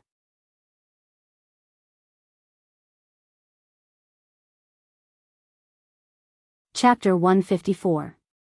Mo Luan needed to make a correction as soon as this thought was born: forgive my stupidity. The basic teachings of the blood flame order did not recognize the existence of personified gods in the world.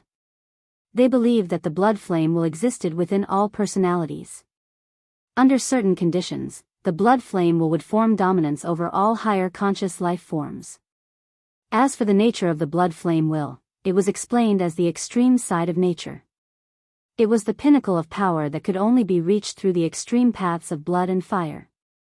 It was very difficult for such teachings to gain favor in the context of the modern world. Because of this, the order had carried out many revisions to its teachings over the course of several decades. It had also buried the seeds of a great split and a great collapse. Mo Luan was an elder of the order. He himself was more inclined towards the traditional teachings. He viewed the blood flame will as a guide towards the pursuit of eternal power. He believed more in self-will and pursuit than in deference and humility. But it was impossible to not be disturbed and influenced by the chaos of several decades. He attributed the weak thoughts he had just had to a moment of confusion and foolishness. He did his best to gather his mind and forget his thoughts just now. He carefully sensed what the first oblatum had just said. It was the feeling of layers within the furnace of hell. Sure enough, he discovered after paying attention that there was indeed a subtle difference in the current inferno compared to the blindly violent environment of before. Especially in the cries of blood and fire from the believers, there was already a subtle difference. Some fanatical and resolute voices were clearly clearer within the inferno. They aroused even more echoes. This clear feedback was enough to prove that the construction of the order's sacrificial vessel had indeed begun to take an embryonic form. Mo Luan felt that tonight's hard work was worth it. His consciousness separated from the human-faced arachnid. His state of mind settled as he calmly waited for the arrival of the soul envoy. The human-faced arachnid stopped in the void next to Mo Luan.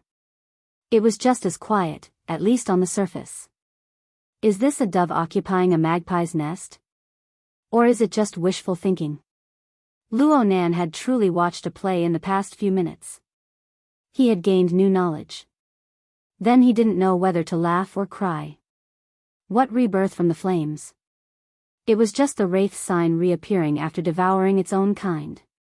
The altar constructed by the wraith sign was a battlefield for its own kind to devour each other. The human-faced arachnid, who came from the same source, simply had no chance of refusing the altar. Then, if this chapter is not finished, please turn the page. It was only natural that the experienced wraith sign, who had the home advantage, easily won. This human-faced arachnid of the Blood Flame Order had been nourished by the Blood Flame summons of the Order's believers and the Blood Soul Temple's construction, but its core essence was limited in terms of growth and strength. There was a considerable disparity between it and the Wraith sign, which had been tempered and upgraded by Roy 1.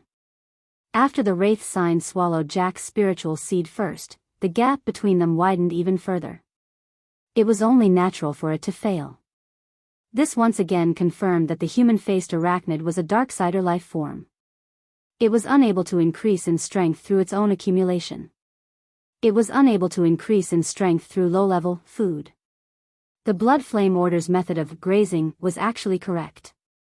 However, it was very unfortunate that they encountered the Wraith sign, who was essentially on a different level from the other faced arachnid avatars. After swallowing Jack's spiritual seed, Luo Nan felt that the Wraith sign might have already surpassed the Wraith sign he encountered at the Limestone Water Village pub. At the very least, the Wraith sign wasn't at a disadvantage. However, this Blood Flame Order was a bit outside of his expectations. Luo Nan didn't want to have any contact with this order. He didn't face it head-on when Mo Luan attacked the heavily chained crow. In any case, the altar constructed by the Wraith sign had already taken control of the situation. Everyone split up and left, never to meet again. However, he never expected that the Wraith sign would defeat its fellow human-faced arachnid and that the Wraith sign would be busy receiving the fruits of victory. The remnant method of driving the human-faced arachnid's body would bring it back to the side of this mysterious power. The furnace of hell within the human-faced arachnid had already been completely incorporated into the framework of the altar. It was just that the Wraith sign didn't have the time to retract it. Mo Luan was completely unaware of this. He used the format of pure consciousness to communicate, sense, pray, and ponder. All of the energy and information circulated without the slightest bit of concealment. It was the same as displaying all of his secrets in one go.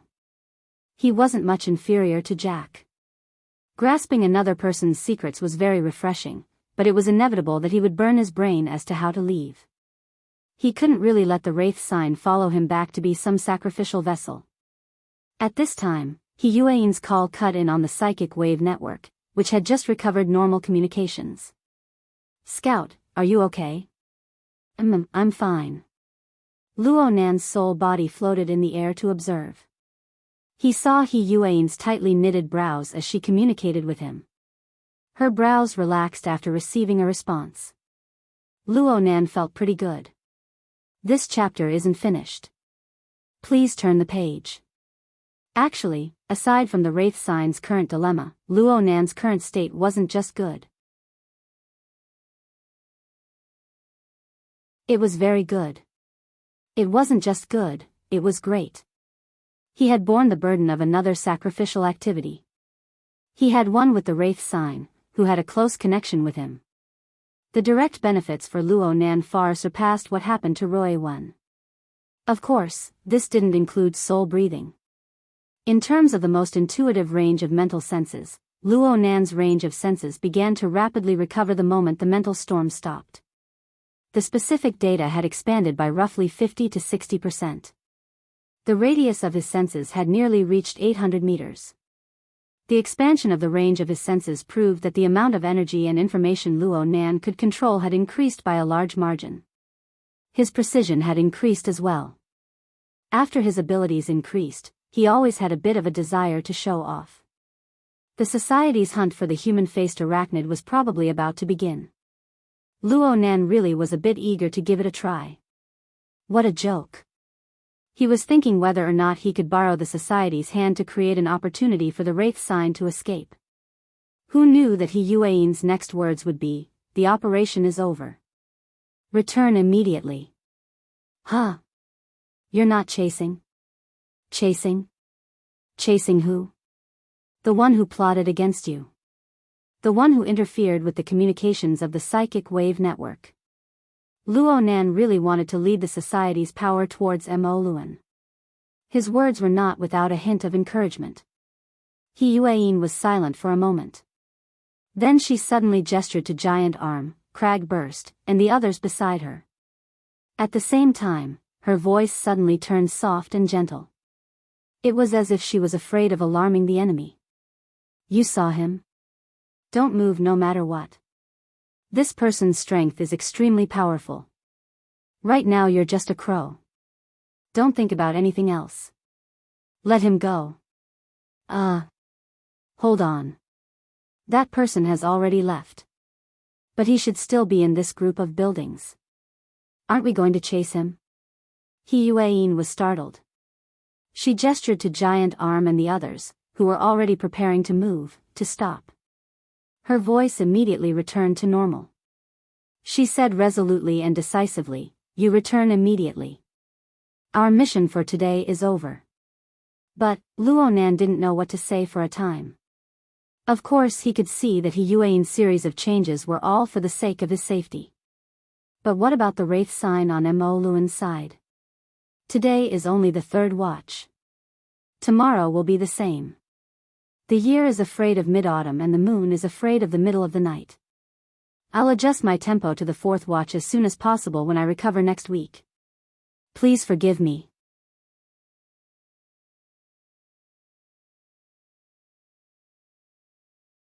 Chapter 155. Mr. Luo. Yuan changed the way she addressed Luo Nan, further indicating the end of the operation. She explained to Luo Nan, different mission objectives require different mission arrangements. They also require different executors. We are dealing with Jack's team. We are not suited to deal with the human-faced arachnid and the expert behind it. At the same time, the association has more or less locked on to the identity of the other party and will take follow-up measures to deal with it. But not at the moment. Luo Nan also knew that he shouldn't put his companions in danger for his own selfishness. He absolutely couldn't reveal the existence of the wraith sign to the outside world. In the end, he still needed to think of a way himself. Got it. I'll be right back. Luo Nan confirmed that Mo Luan wouldn't leave for a while, so he ordered Ink to return. Who would have thought that Yuan's next words would be, "Mr. Bai is here, just in time to check on the situation of your soul attachment." Luo Nan nearly let Ink knock its head against the clock tower. Yuan had mentioned Mr. Bai back in the fighting arena. Luo Nan hadn't paid much attention to it, but now the feeling was different. Don't look at how passive Mr. White was when he faced Mo Luan. However, on the mental plane, his light muslin and misty infiltration method was extremely exquisite. Ink's situation couldn't be hidden from others. It wouldn't be a big deal if his soul-leaving body was exposed, but after going through so much trouble for so long, it would still be awkward if it was exposed again. Luo Nan really didn't have a good solution. He could only take it one step at a time. As they spoke, Yuan and the others began to clean up the battlefield. Although the process was a bit tortuous, the people who participated in the operation all escaped unscathed, and the atmosphere was still relatively relaxed. The injured and unconscious Roy Wen had already been carried into the prepared battlefield ambulance and given emergency treatment to reduce radiation damage. On the other side, Jack's body was also moved back. A group of people gathered around to study it. It was said to be a corpse, but it was actually the Deep Blue Walker's exoskeleton armor. At this moment, whether it was inside or outside, it was a mess. All sorts of remnants of human tissues and destroyed spare parts could be seen. It felt like a pile of garbage. It was impossible to see the might he'd displayed when he'd fought Crag Burst and Giant Arm. At this moment, the sound of flapping wings could be heard. Ink flapped its wings and entered through the window of the abandoned building. Compared to its own kind, Its enormous size and astonishing speed were rather eye-catching, attracting the attention of the people who were cleaning up the battlefield. Mr. Bai, who had been recuperating, raised his head. He didn't say anything, but his smoke-like will spread out from the depths of the void. If this chapter is not finished, please turn the page. Locked onto Crow. Luo Nan hurriedly let ink descend to the ground where Mr. Bai was sitting. At the same time, he greeted through the hex ear, "Hello Mr. Bai. I've troubled you." He felt like he was a patient seeking treatment, and Mr. Bai was the highly skilled doctor. Mr. White grinned. This little old man, who was famous for his dream technique, was always in a slack and sleepy state. He sat on the ground with his back bent, as if he could fall asleep at any time. However, under Mr. White's half-lidded eyelids, his eyes were extremely bright. Along with the smoke that filled the air in the spiritual plane, he covered Ink's body. Very quickly, he let out an "oh." Yuan and Cragburst had walked over even earlier, but they maintained a certain distance in order to avoid disturbing Mr. White's observations. Cragburst was the first to make the judgment of spiritual attachment when he saw Mr. White's reaction. He couldn't help but ask, "How is it? Is it spirit attachment or soul attachment? I can't tell for now." Mr. White was quite frank, but he immediately praised, "It's a bit different from what I thought before. Little Luo's way of doing things is quite reasonable. His methods are cautious and strict. He has his own standards. Not bad, not bad." Luo Nan didn't hide anything. In the eyes of an ability user of Mr. White's level, it was impossible for him to miss the faint radiance of the diagram structure under the cover of the crow's black feathers as long as he paid careful attention. Yuan and Cragburst also discovered this situation one after the other. Yuan hesitated for a moment before saying, "Format? Thank you for swallowing the archetype." Luo Nan secretly sighed with emotion. Yan Hong's archetype formatting theory was indeed deeply ingrained in burners, including ability users. It wasn't something that could be reversed in a short amount of time. Cragburst scratched his head. "I don't think this diagram was there in the beginning, but I did see it when I was rushing over here." Luo Nan rushed to explain, "I just realized it not too long ago. It's mainly for adjusting my state." Yuan set the tone with a single sentence, "Is there any danger? Common sense says that the more there is a method, the lower the risk. But we can't make a conclusion lightly." Mr. Bai stood up as he spoke, "How about this? The matters here are more or less settled. I'll make a trip to the hospital with little Luo since I have nothing better to do. I'll give it a try and take a look. It's better than anything else." Yuan said, "That would be best. I'll arrange a car." Don't be fooled by Mr. Bai's slack and sloppy appearance. Once he took action, he was truly swift and decisive. And he did it in a straightforward manner. This chapter isn't finished. Please turn the page. Luo Nan didn't have the time to express too much before he was brought onto the flying car that headed towards Xia City's Renai Hospital. Luo Nan didn't really care about anything else. The only thing that worried him was the distance between him and the Wraith sign. Luckily, the connection between the two was still stable and secretive up to this point. Mr. Bai asked Luo Nan many questions along the way. The main questions were about how to establish a relationship with the crow, how to control it, and so on. Luo Nan saw that there was a way, so he took the initiative to talk about the origin of ink. He spoke half-truths and half-lies. "I sensed ink at the time and locked onto it. Then I felt like my soul had left my body." This was an ambush for the possibility of him being exposed later on. However, Mr. Bai clearly didn't think that much. He laughed out loud when he heard Luo Nan's words, "out-of-body state. Young man, don't bite off more than you can chew. You still haven't awakened. Even if you can go out for a short while, you'll be blown apart in the blink of an eye. That'll be the scattering of your soul. There's no saving you. It's that dangerous. From ancient times until now, the price has been disastrous." Mr. Bai shook his head and sighed. In the old ancestors' world, the out-of-body state is also called summoning the een soul. There are quite a few taboos. Those who do it rashly don't have a good ending. Since you have this sort of feeling, there's no harm in reading the Taoist books that the society has organized and revised. It's good to be able to use them as reference. I remember now. Luo Nan finally understood why Crag burst, He Yuan, and Mr. Bai didn't think about the out-of-body state. This was because they all considered things from common sense.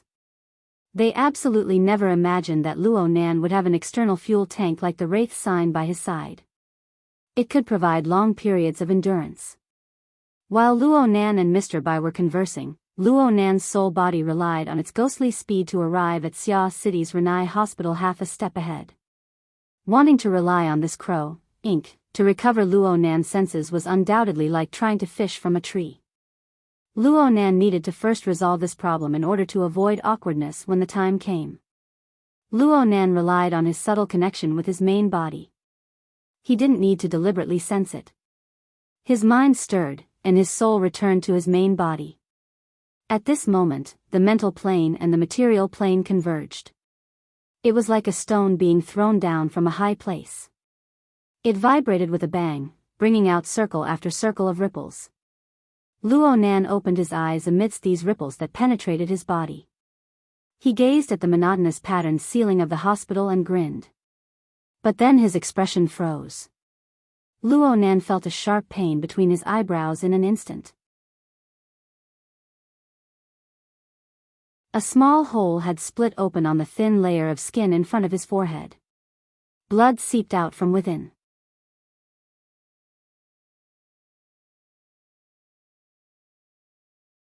Chapter 156. Luo Nan didn't dare to move at all. His entire body was as stiff as a block of wood. But even this wasn't enough. It wasn't just his forehead. His scalp, cheeks, shoulders, and many other parts of his body felt like his muscles were being torn apart. Furthermore, the pain was still spreading. It was as if his body had suddenly turned into a thin bag filled with razor blades. Any slight movement would cause thousands of blades to pierce through his body. His soul and body were in serious disharmony. Luo Nan's insight and knowledge had greatly improved. He was able to grasp the root of the illness in an instant. He had once heard He Yuan mention the serious problem of the imbalance between the mind and the body, but it was only a conceptual understanding. Now, he had finally experienced it for himself. Originally, his soul and physical body came from the same source and fused into one. Their energy and information were interlinked and operated in sync. Naturally, there was a relatively harmonious rhythm. Even if there was something out of line, it was still within the range of adjustment. However, Luo Nan's soul strength had received 2 consecutive benefits from the sacrificial offering in a single night. His soul strength had grown substantially, and he had also comprehended the mysteries of soul breathing. The corresponding changes in the operating form of energy and information were practically revolutionary. After his soul and body became one, this transformation was quickly reflected in his body. An increase in soul strength was a good thing, and soul breathing was an even better thing. It represented Luo Nan's current highest achievement in the mutual interference of the mental and material planes, the circulation and utilization of energy and information. The problem was that the material foundation of the soul and the fleshly body was ultimately different. From the display of the dynamo core's Tower of Babel, it could be seen that the soul was more or less a composition structure of energy and information. As long as the basic structure operated well, no matter how complicated the adjustments were, it could often be done with a single thought. However, the physical body was limited to basic physical properties. The various functional systems and organs had different carrying capacities and tolerances. The transmission of energy and information also required the action of a variety of chemical substances, which involved an extremely complex integrated system. Luo Nan started with the nervous system. He used various nerve drugs, walking on the line between life and death. He used a full 5 years of time before he was able to adjust the structure of his body to the requirements of the format of "My Heart's a Prison." How was it possible for him to keep up with the new rhythm of soul breathing within a second? Only by comparison could one see the disparity. At this time, one could see the heaven-defying nature of Roy Wen's body. He didn't look particularly strong, but he was able to keep up with the changes in the rhythm of his soul. No matter how extreme the situation was, he was able to withstand it. This was already far beyond that of an ordinary person. If this chapter is not finished, please turn the page. The category of such functions. There was no point in being envious. That attack just now had only torn his muscles. Luo Nan should be rejoicing. If there was a problem with his fragile and sensitive nervous system or endocrine system, his body's system might shut down on the spot, or he might experience some unpredictable developmental changes. There was no point in rejoicing. If this situation were to continue, then Luo Nan's worries would have an extremely high probability of occurring. Hey, Xiao Luo, are you distracted? Mr. Bai's voice was transmitted through the hexa ear, making Luo Nan remember that he was still following Mr. Bai to the hospital. He could already see the building of the hospital at this time. Luo Nan gave up on the headache-inducing matter for now. He used an excuse he had already thought of to deal with it. My main body seems to be reacting. This is very good. Mr. White was a bit surprised, but he was also very happy. This means that the connection between your soul and your body is very close. Many problems can be eliminated. Come, let's strike while the iron is hot. As he spoke, Mr. White opened the car window and signaled for ink to fly out. Go back to your original body and see if you can do it. I contacted the association in the hospital and got a temporary identity. It would be easier for me to communicate with them later. Let's keep in touch. These words were in line with Luo Nan's intentions. He immediately gave a word of thanks to Mr. Bai and urged Ink to flap its wings to fly in the direction of the hospital. Ink accurately found Luo Nan's room and stopped outside the window. 2 seconds passed before it reported the good news to Mr. Bai. There are no problems on my side. In this way, the entire play was done perfectly and flawlessly. If one ignored the huge problem of the imbalance between body and soul. Mr. Bai also laughed out loud. It's best if it was a false alarm. Right now it's the latter half of the night. Take a rest first and catch your breath. We'll meet again during the morning ward rounds. Call me Professor Bai at that time. Luo Nan actually wanted to consult this authority on soul studies about the problem of the imbalance between body and soul. But the play had already been played to this degree. Some words were really hard to grasp. In the end, he was used to being introverted. After a moment of hesitation, his telepathic thoughts automatically responded, okay. Thank you, Mr. Bai. The communication between the two was cut off for the time being. Luo Nan spoke with He Yuan and Crag Burst, telling them to be at ease. After a round of notifications, Luo Nan shifted his attention back to his own body. The tearing sensation of his muscle spreading a step further. This was a concrete sensation. It was hard to say what the state of his internal organs were like without pain nerves. Luo Nan sighed. This chapter isn't finished. Please turn the page. He took a breath. He needed to be careful with this sort of movement. If he made a mistake, he might tear again. This was definitely not good. It wasn't paralysis. It was even worse than paralysis. What in the world was that hesitation just now? Luo Nan felt that he had done something stupid. In the end, he wasn't a true idiot who wouldn't turn back until he hit the wall. He knew that he absolutely couldn't afford to be stupid in this sort of matter. He immediately tried to contact Mr. Bai again. But at this time, the Wraith Sign's message came back from a nightclub several dozen kilometers away. The situation there had changed. Mo Luan of the Blood Flame Order had made the motion of controlling the human-faced arachnid. This human-faced arachnid wasn't the human-faced arachnid. The Blood Flame Order's method of controlling the human-faced arachnid was now only an empty shell.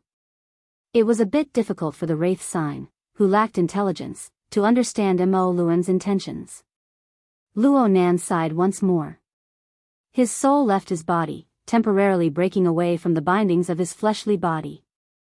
He responded to the changes in the situation over there with all his strength. Luo Nan had a general understanding of the situation over there through the wraith sign. The reason why Mo Luan wanted to control the human-faced arachnid was because 2 soul envoys had arrived. Mo Luan didn't know that the ability user society didn't have any intentions of continuing to chase and kill him for now. They were still proceeding strictly according to the order's evacuation plan. The so-called soul envoys looked like a young man and woman who loved to play around. They were no different from the majority of the people still lingering in the nightclub. However, when the man and woman entered the room where Mo Luan and the human-faced arachnid were, they immediately knelt to the ground after confirming the location, even though they couldn't see the scene on the mental plane. They silently prayed. Their bodies inexplicably swayed during the process of praying. They became dizzy and then they fell one after another, losing all consciousness. Luo Nan could clearly see that all of their conscious activities had vanished from the moment they lost consciousness. Right now the man and woman on the ground were simply 2 empty shells of fleshly bodies. Or perhaps it could be said that they were vessels. Mo Luan's intentions were already as clear as day now. Sure enough, Mo Luan controlled the wraith sign next. He wanted it to enter the body of the female soul envoys, borrowing the aura of life to conceal itself to the greatest degree. As for Mo Luan himself, he threw himself into the fleshly body of the male soul envoys without the slightest trace of politeness. Though the male soul envoys was in a state of unconsciousness, his body still shook violently. He nearly fell limply to the ground. A thin bloody wound had split open on his temple, and the surrounding blood vessels throbbed. It's the 3rd watch today, and the 2nd watch after that. By the time I get back from the county, it'll be evening.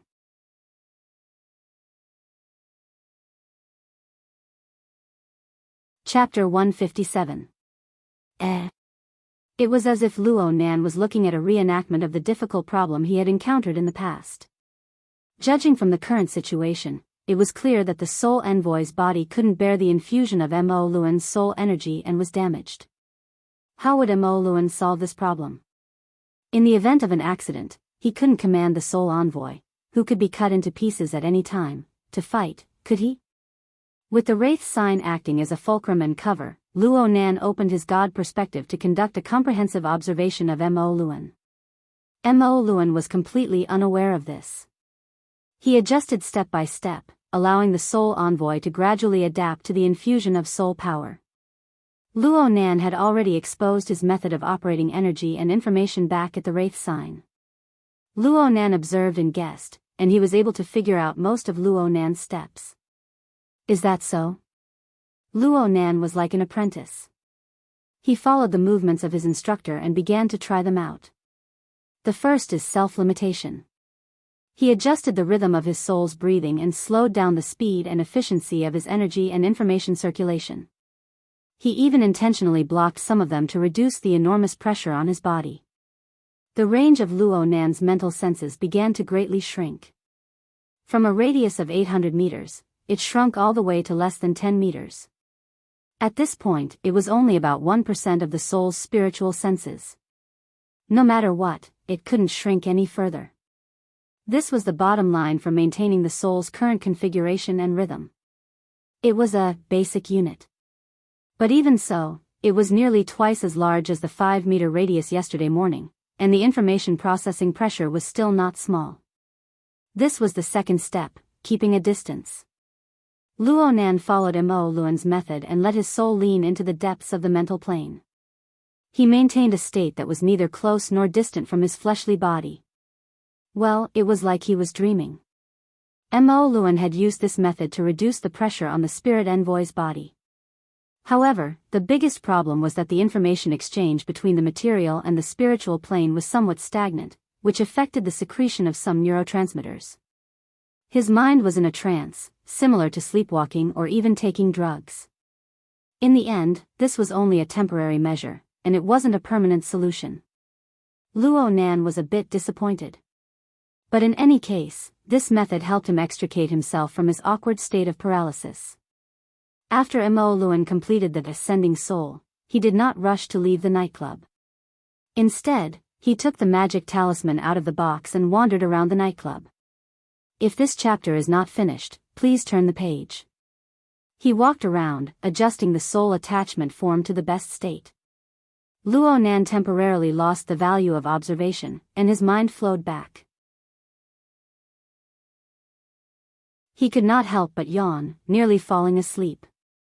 He didn't want to use sleep to scare people anymore, so he suppressed his sleepiness and sat up on the bed unsteadily.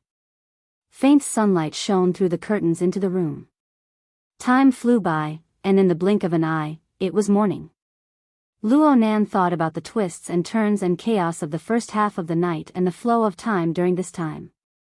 The stark contrast between before and after made Luo Nan feel rather emotional for a time.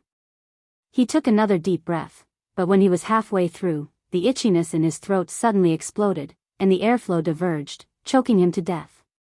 He coughed repeatedly, and almost couldn't breathe. At this moment, the communicator at the head of the bed rang on its own, and his aunt's extremely surprised voice came through. "Nan Nan, you're awake." He wanted to greet his aunt, but his violent cough made it impossible for Luo Nan to open his mouth. He could only force himself to raise his hand in response. The intensive care unit that Luo Nan was in was specially arranged by the society through the hospital.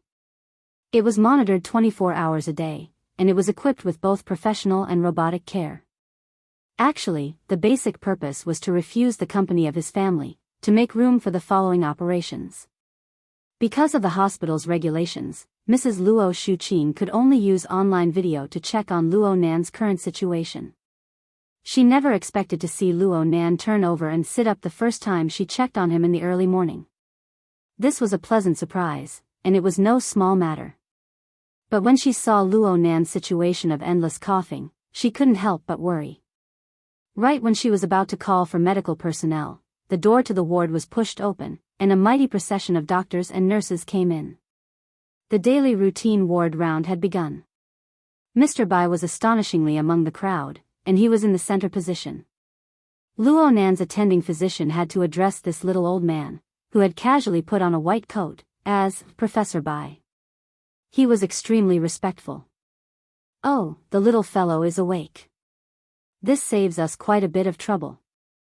A nurse came forward to do a routine examination while Mr. Bai was joking. She pulled out the monitoring data from last night for Mr. Bai to look through. Mr. Bai had long since determined what happened last night. He just scanned the data and continued to joke with Luo Nan. "What's going on with your forehead? You didn't wake up from the fall, right?" The wound on Luo Nan's forehead was a tear in the epidermis. Please continue to the next page if this chapter doesn't end. The wound had already scabbed over and stopped bleeding. It looked as if he had been hung by something. There was only a shallow wound on his forehead, which was more eye-catching. Cough. "I don't know where I hit it." Luo Nan still couldn't stop coughing. His words were intermittent. Mr. Bai walked over with a beaming smile. He checked Luo Nan's body's condition step by step. In other words, he rolled his eyelids and so on. At the same time, Mr. Bai's voice transmitted into Luo Nan's hexa ear, "Idiot.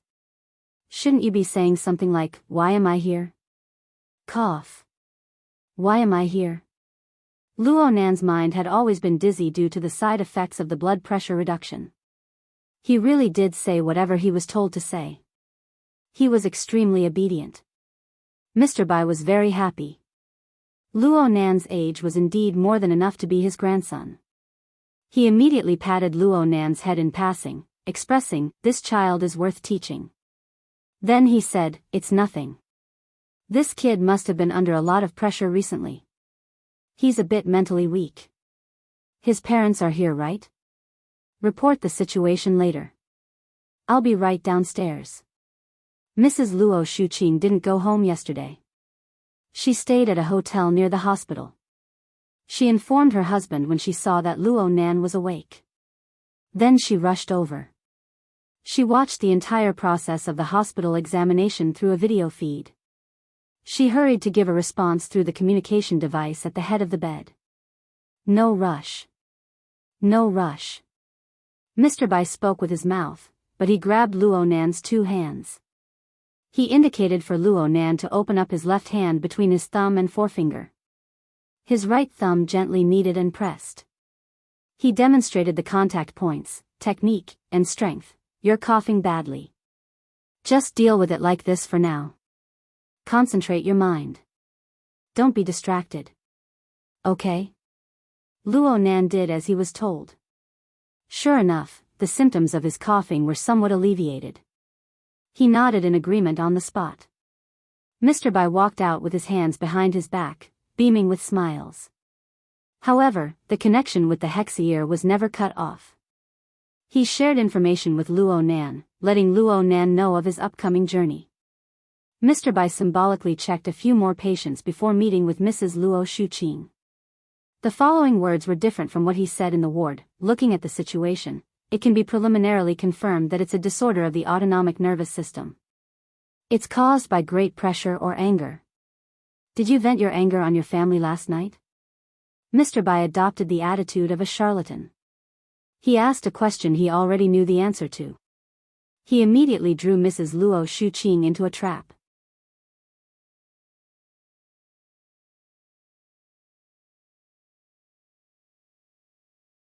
Chapter 158. No. It's because of what happened outside. Luo Shuqing thought of the scene in the restaurant last night.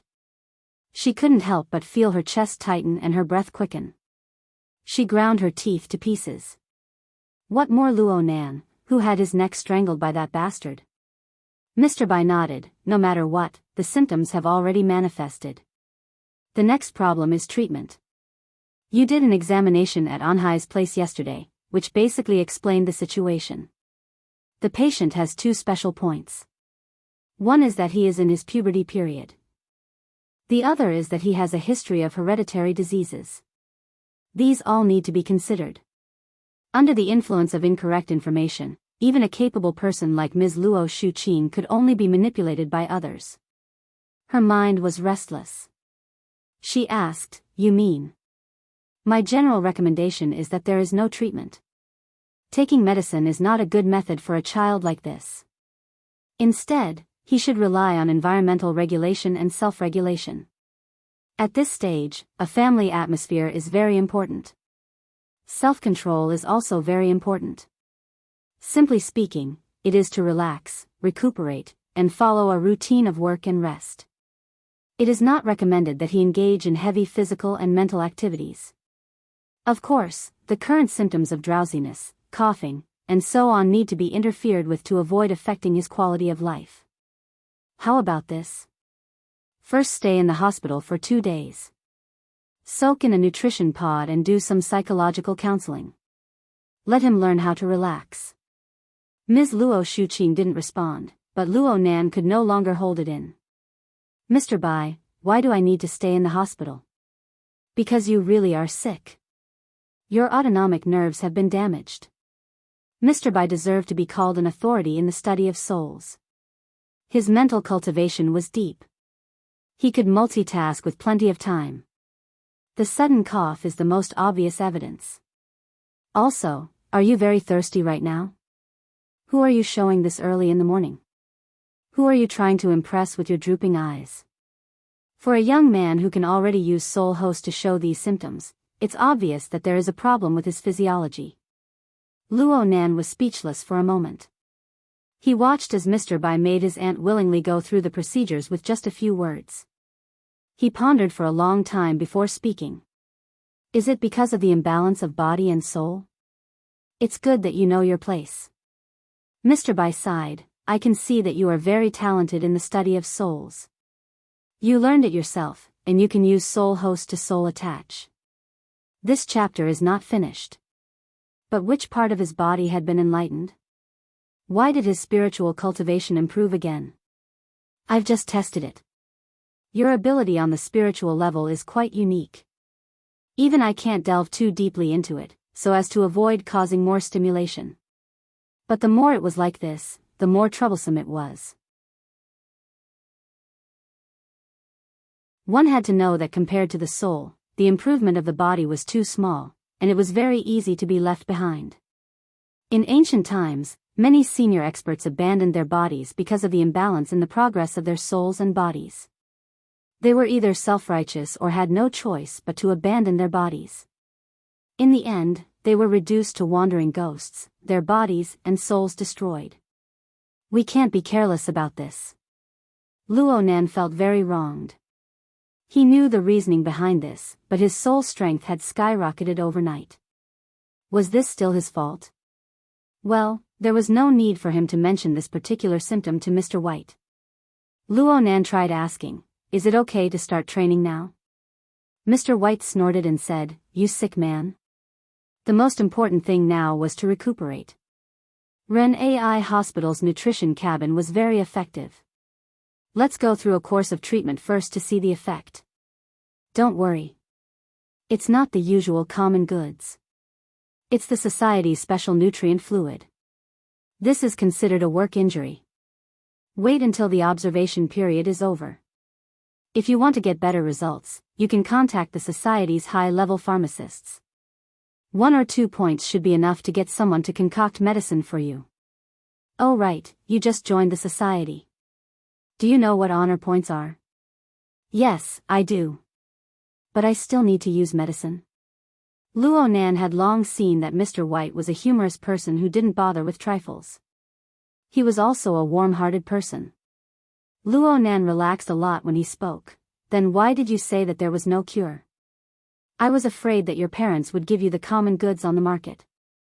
Let's not talk about whether the target is right or not. If the stimulation is too light or too heavy, the situation will become more troublesome. What do you do? Mr. White immediately introduced Luo Nan to the situation of several high-level pharmacists in the society. But Luo Nan heard a few words, and sleepiness bubbled up in his mind. He was a bit unable to calm down. He answered in a daze, "How's Brother Octopus?" Octopus. You're familiar with him? Mr. White sensed Luo Nan's state, but he didn't take it to heart. He just spoke truthfully. That kid isn't bad, but he specializes in hallucinations and potential stimulation. This chapter isn't finished. Please turn the page. We don't get along in this situation. But as a pharmacist, his connections are stronger than mine. You can consult his opinion. Luo Nan's impression of this warm-hearted and selfless old man grew more and more favorable. He promptly expressed his thanks. Mr. White emphasized a few taboos that Luo Nan needed to pay attention to. Then he let Luo Nan sleep first. This would make it convenient for the hospital to do further examinations. Luo Nan really couldn't hold on any longer. He gave his thanks again and fell onto the bed. Who knew that a new message would come from the Hexier at this time? It was a brief report on last night's mission. From Luo Nan's understanding, a brief report meant honor points. He was about to use it, so he suppressed his sleepiness and opened it to read. It looked like this brief report was He Yuan's work. It was concise and clear. Luo Nan skimmed through the description of the course of the operation. Then he looked at his own evaluation and points. Luo Nan's performance in this operation was mainly in discovering problems in the early stages. And in the early stages of the operation, he excelled in completing the reconnaissance mission. He created the conditions for the society to successfully stop Jack. He didn't show anything else clearly. So his evaluation was a bit lower than last time. It was C+. His honor points were at 3 points. He was still in the first echelon. His current honor points had already reached 7 points. His accumulation speed was quite astonishing. It looked like he needed to seriously understand the society's shop. Luo Nan soon flipped to the end of the brief report, but he discovered that the format of the brief report was slightly different from last time. This time's brief report even had a link to Spoils of War attached. He opened it and found out that the society had a Spoils of War auction system. That is, the spoils of war would be displayed in an operation that yielded spoils of war. The members participating in the operation would bid based on their evaluation and determine who the spoils of war belonged to. As for the spoils of war this time, they were, of course, mainly obtained from Jack. They included a medium transport vehicle, deep blue walker exoskeleton armor, remains, detection scanner equipment, body modification parts, secondhand, and so on. Of course, the most eye-catching item was naturally the deep-sea Type 4 dynamo core. Luo Nan stared at this interface for a long time before he finally couldn't hold back. He coughed and laughed. He was very happy. Yan Yonghua should be very anxious.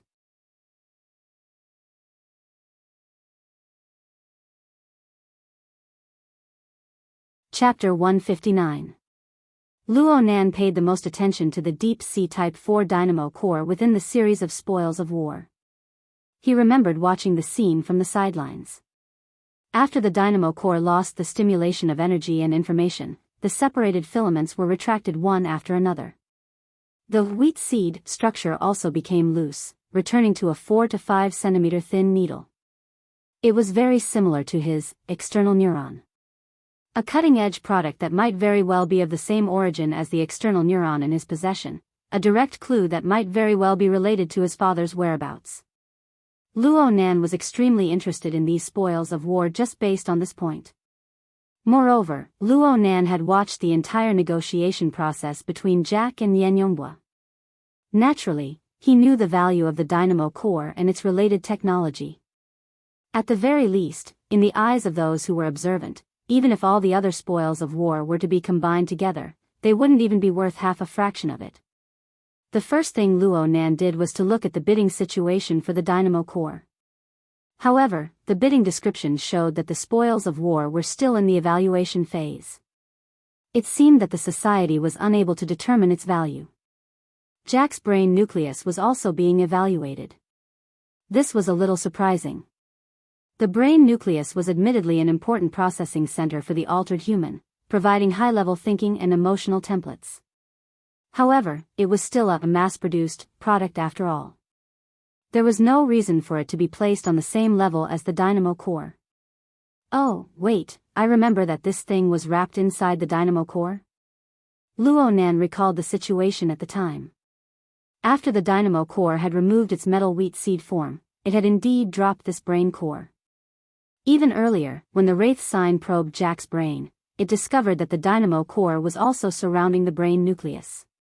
It was unknown if there were any special requirements inside. There were too many mysteries surrounding Jack. Thinking back to last night, he had originally wanted to find out more about Yan Yonghua, but a freak combination of factors had caused such a huge scene. Jack was one of the most important catalysts. The Deep Blue World and the Apocalypse Laboratory were all unheard of. If Jack hadn't exposed them, how would Luo Nan have known of these things? After Jack's death, many clues were lost. He wondered if the association could put in more effort and dig out more relevant information. If this didn't work, Luo Nan would have to do it himself. He was pondering over Jack's secrets when a sudden connection suddenly cut in. It was Crag Burst. Hello? Hello? Scout, are you feeling better? How does it feel to have a good sleep? I still want to sleep. If this chapter is not finished, please turn the page. Luo Nan and Crag Burst's friendship was extraordinary thanks to Knight's close cooperation. Still sleeping? Roy 1 is the same, even worse than you. She has never woken up, but her injuries are much more serious than yours. With that kind of injury, there's no harm in sleeping more.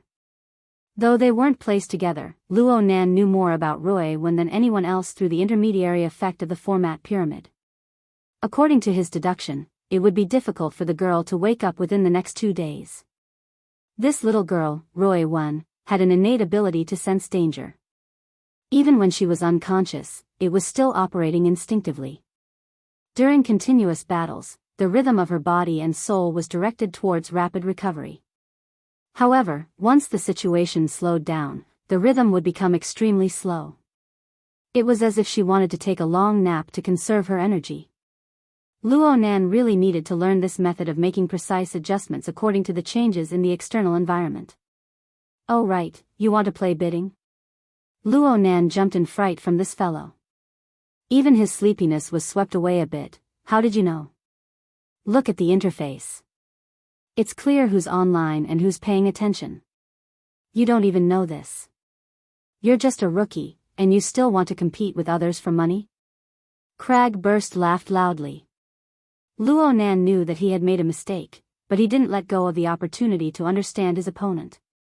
He asked directly, "Which one have you taken a fancy to?" "I'm not interested in any of them. They don't match with my abilities and hobbies." Crag burst responded quite straightforwardly. "Then why are you looking? If I can trick someone, why wouldn't I look?" Crag burst laughed again. "It looks like the middleman hasn't found you yet. Perhaps your information is classified and he can't find a breakthrough point for now." "Middleman? Even if you don't ask, I'll still remind you. Look, you're a psychic. You're a mentally enhanced ability user. You have nothing to do with altered people or anything like that. I'm afraid that not many of these spoils of war have caught your eye." Luo Nan hesitated for a moment, but he still responded to Crag Burst's words.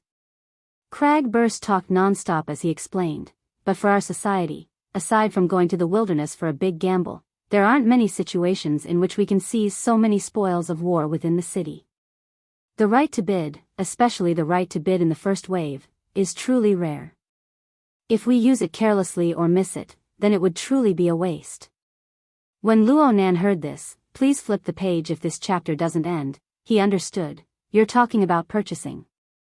There's someone in the society who has taken a fancy to the items inside. They want to trade for them. Smart. But I need to add one more thing. It doesn't necessarily have to be someone from the society. Even outsiders can do it." "Of course they can. As long as they can bring out goods that move people's hearts, then they can exchange what they need. The cutting-edge technological equipment we obtained this time is quite popular in the market. There are already 2 or 3 parties who have expressed interest. Especially the 2 items that are currently being evaluated. Even I'm moved by their conditions." Luo Nan's mind had been preoccupied with something. Hearing this immediately stirred an extremely sensitive chord and he blurted out, "It can't be Yan Yongbua, right?" "Yan Yongbua? No, it's an intermediary company." "Huh. Wait a minute. The news came out too fast. The briefing is still hot." Crag Burst's temperament was straightforward, but he wasn't an idiot. He clapped his hands on the spot. "Don't say it. It's really possible." Luo Nan grinned. "I don't want to do as he wishes." Crag Burst naturally knew of Luo Nan's attitude towards Yan Yongbua. His interest was immediately piqued. "I'll go check it out. Wait for my news. If it's true, then the way we do things will be different." He excitedly hung up the call and went to work. Luo Nan muttered to himself for a moment. He set the bidding for the dynamo core, including the brain core, to be watched immediately. He exited the interface of the Hexeer. Right now he was lying on his bed, blinking his eyes. Though drowsiness surged forth like a tide, he felt as if he had missed something. "Oh, that's right." He turned his head. The split-page notebook that never left his side lay peacefully on the headboard of his bed. The pitch-black cover was like the entrance to a tunnel leading to an unknown direction. Luo Nan leaned against the headboard and sat up. He flipped open the notebook to the flexible e-ink screen page. He swept his eyes over the other icons and stopped on the visualization diagram. The visualization diagram icon that had just been displayed on Friday night was still in the download and install state. However, the area that glowed faintly seemed to have increased by a tiny bit. Sure enough, when he mentally injected it, the percentage of completion displayed had jumped from 2% to 6%. Should he be happy for the sake of a threefold increase? Luo Nan shook his head and his finger brushed across the flexible screen. The interface turned off and a slender needle was drawn out from within the flexible screen without a sound. The next update will be around 2 in the morning. Everyone, don't wait. Let's see it tomorrow morning.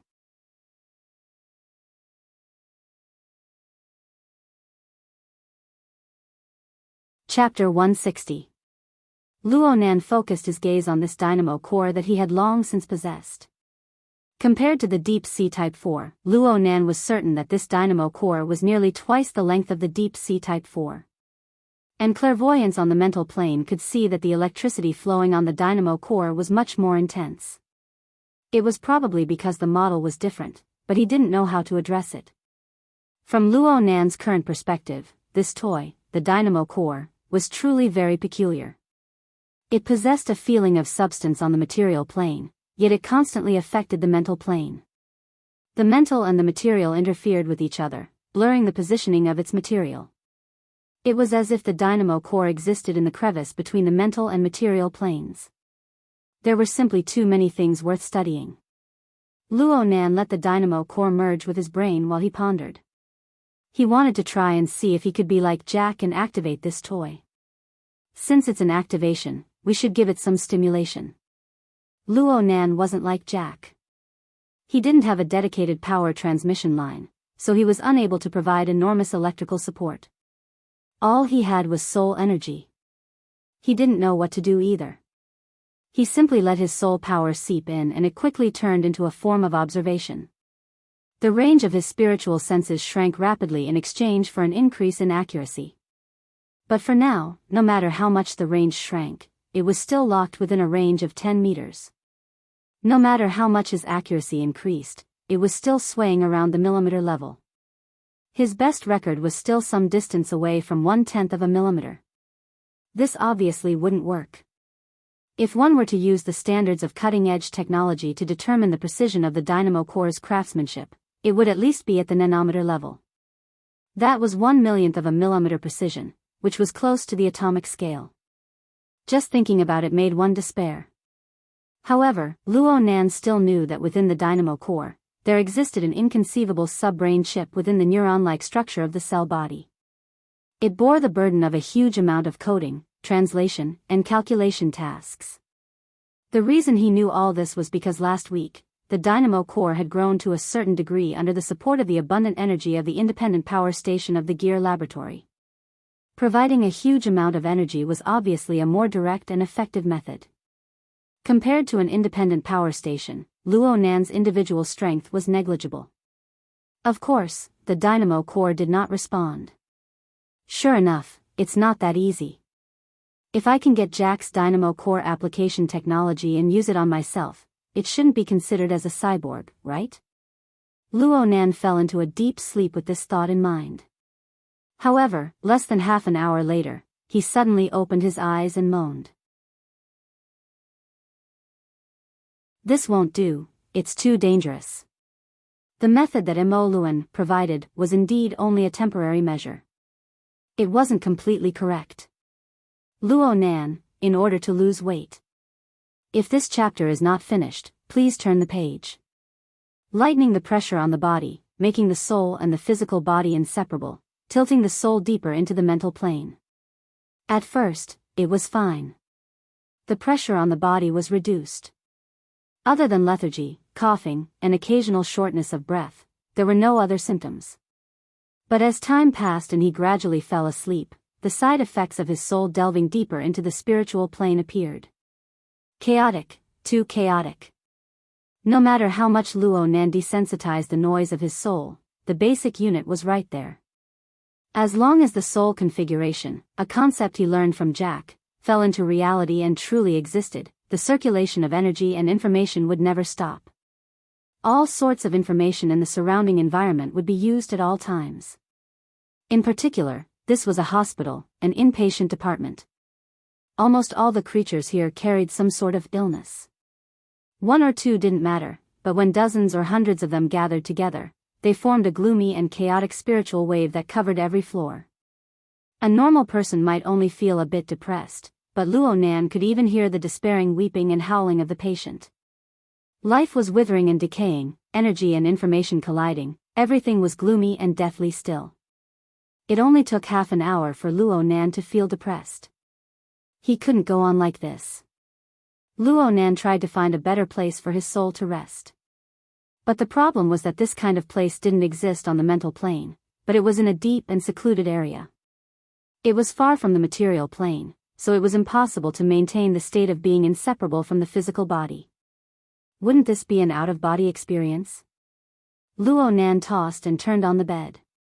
He was clearly sleepy, but the disturbance was endless. He was tormented to the point where he wanted to contact Mr. Bai and ask to be discharged.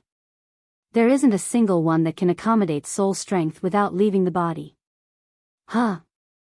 Luo Nan suddenly opened his eyes and grabbed the notebook at the head of the bed. With a thought, the dynamo core of an unknown model seeped into his body from his palm, traveling all the way to his brain. He referred to Jack as an example and let the dynamo core stop at the central mass between the left and right thalamus. He poured his soul clairvoyance into it, entering the marvelous crevice of mutual interference between the mental and the material. It's working. It's really peaceful. It's like there's nothing at the end of the deep void. Luo Nan really fell asleep this time. It was incomparably peaceful. It was already 4:30 in the afternoon when Luo Nan woke up. It just so happened to be visiting time. His aunt was in the ward, staring blankly at him, lost in thought. Aunt? Luo Shuqing's gaze connected. This chapter isn't finished. Please turn the page. Her eyes were slightly moist, but she had already lost control of herself too many times since last night. She didn't want Luo Nan's mood to be stimulated again, so she took a deep breath and forcefully maintained a calm tone. Do you know how you came in? You slept in the car? Luo Nan put on an innocent face. In reality, he really didn't know how to alleviate the worry and anxiety of his elders. It was impossible for him to pat his chest in this situation and say, this kind of thing will never happen in the future. On the contrary, this kind of thing will probably happen more and more often in the future. Luo Nan's hesitation made Luo Shuqing comfort him. Are you feeling better now? The doctor said that it's mainly a neurological disorder. The symptoms aren't serious and you don't need to take medicine. Soak in a health pod a few times, stop coughing, drowsiness, and other conditions, and you can go home. Normally, Luo Nan should have asked something like, what's going on in the end, but he didn't want to say these empty words at this time. He just smiled at Luo Shuqing. I don't feel anything. It's like I skipped a day of classes. I've already applied for a long-distance video course on your behalf. It starts tomorrow. The conversation between aunt and niece was about to step onto the normal track when a soft electronic sound rang out. A face that Luo Nan was familiar with appeared on the display panel of the mechanical nurse. Mr. Xie Junping has come to visit. Luo Nan was quite surprised. This person's information is quite fast. Luo Shuqing was a bit surprised. Your friend? Yes. Xie Junping pushed open the door at this time and walked in with large strides. He shouted, Junior Nan, I heard that you're sick and hospitalized. What's the situation? He was stunned when he saw Luo Shuqing when he opened his mouth. He had read through Luo Nan's information and quickly realized the relationship between the two. He immediately bowed. Hello Mrs. Luo. I'm Xie Junping. I'm the same as Luo Nan, I'm also at Acumen College. It must be said that before Luo Shuqing saw through Xie Junping's nature, this fellow's bright and cheerful appearance gave people quite a good impression. Luo Shuqing's first impression of him was quite good. Luo Shuqing was a very traditional woman by nature. Even though she really wanted to speak a few more words with her nephew, she still paid great attention to etiquette since they were guests. She chatted a few words with Xie Junping before excusing herself to understand Luo Nan's condition. She gave the two youngsters space to converse. Xie Junping bowed all the way as he saw Luo Shuqing out the door. He came back and bragged, even though a certain someone isn't sleeping and is hospitalized, the procedures related to the Order Club were all done in 3 days. You're tuning into the Journey of the Soul YouTube channel. Don't forget to subscribe and join us on this journey to catch the most captivating stories.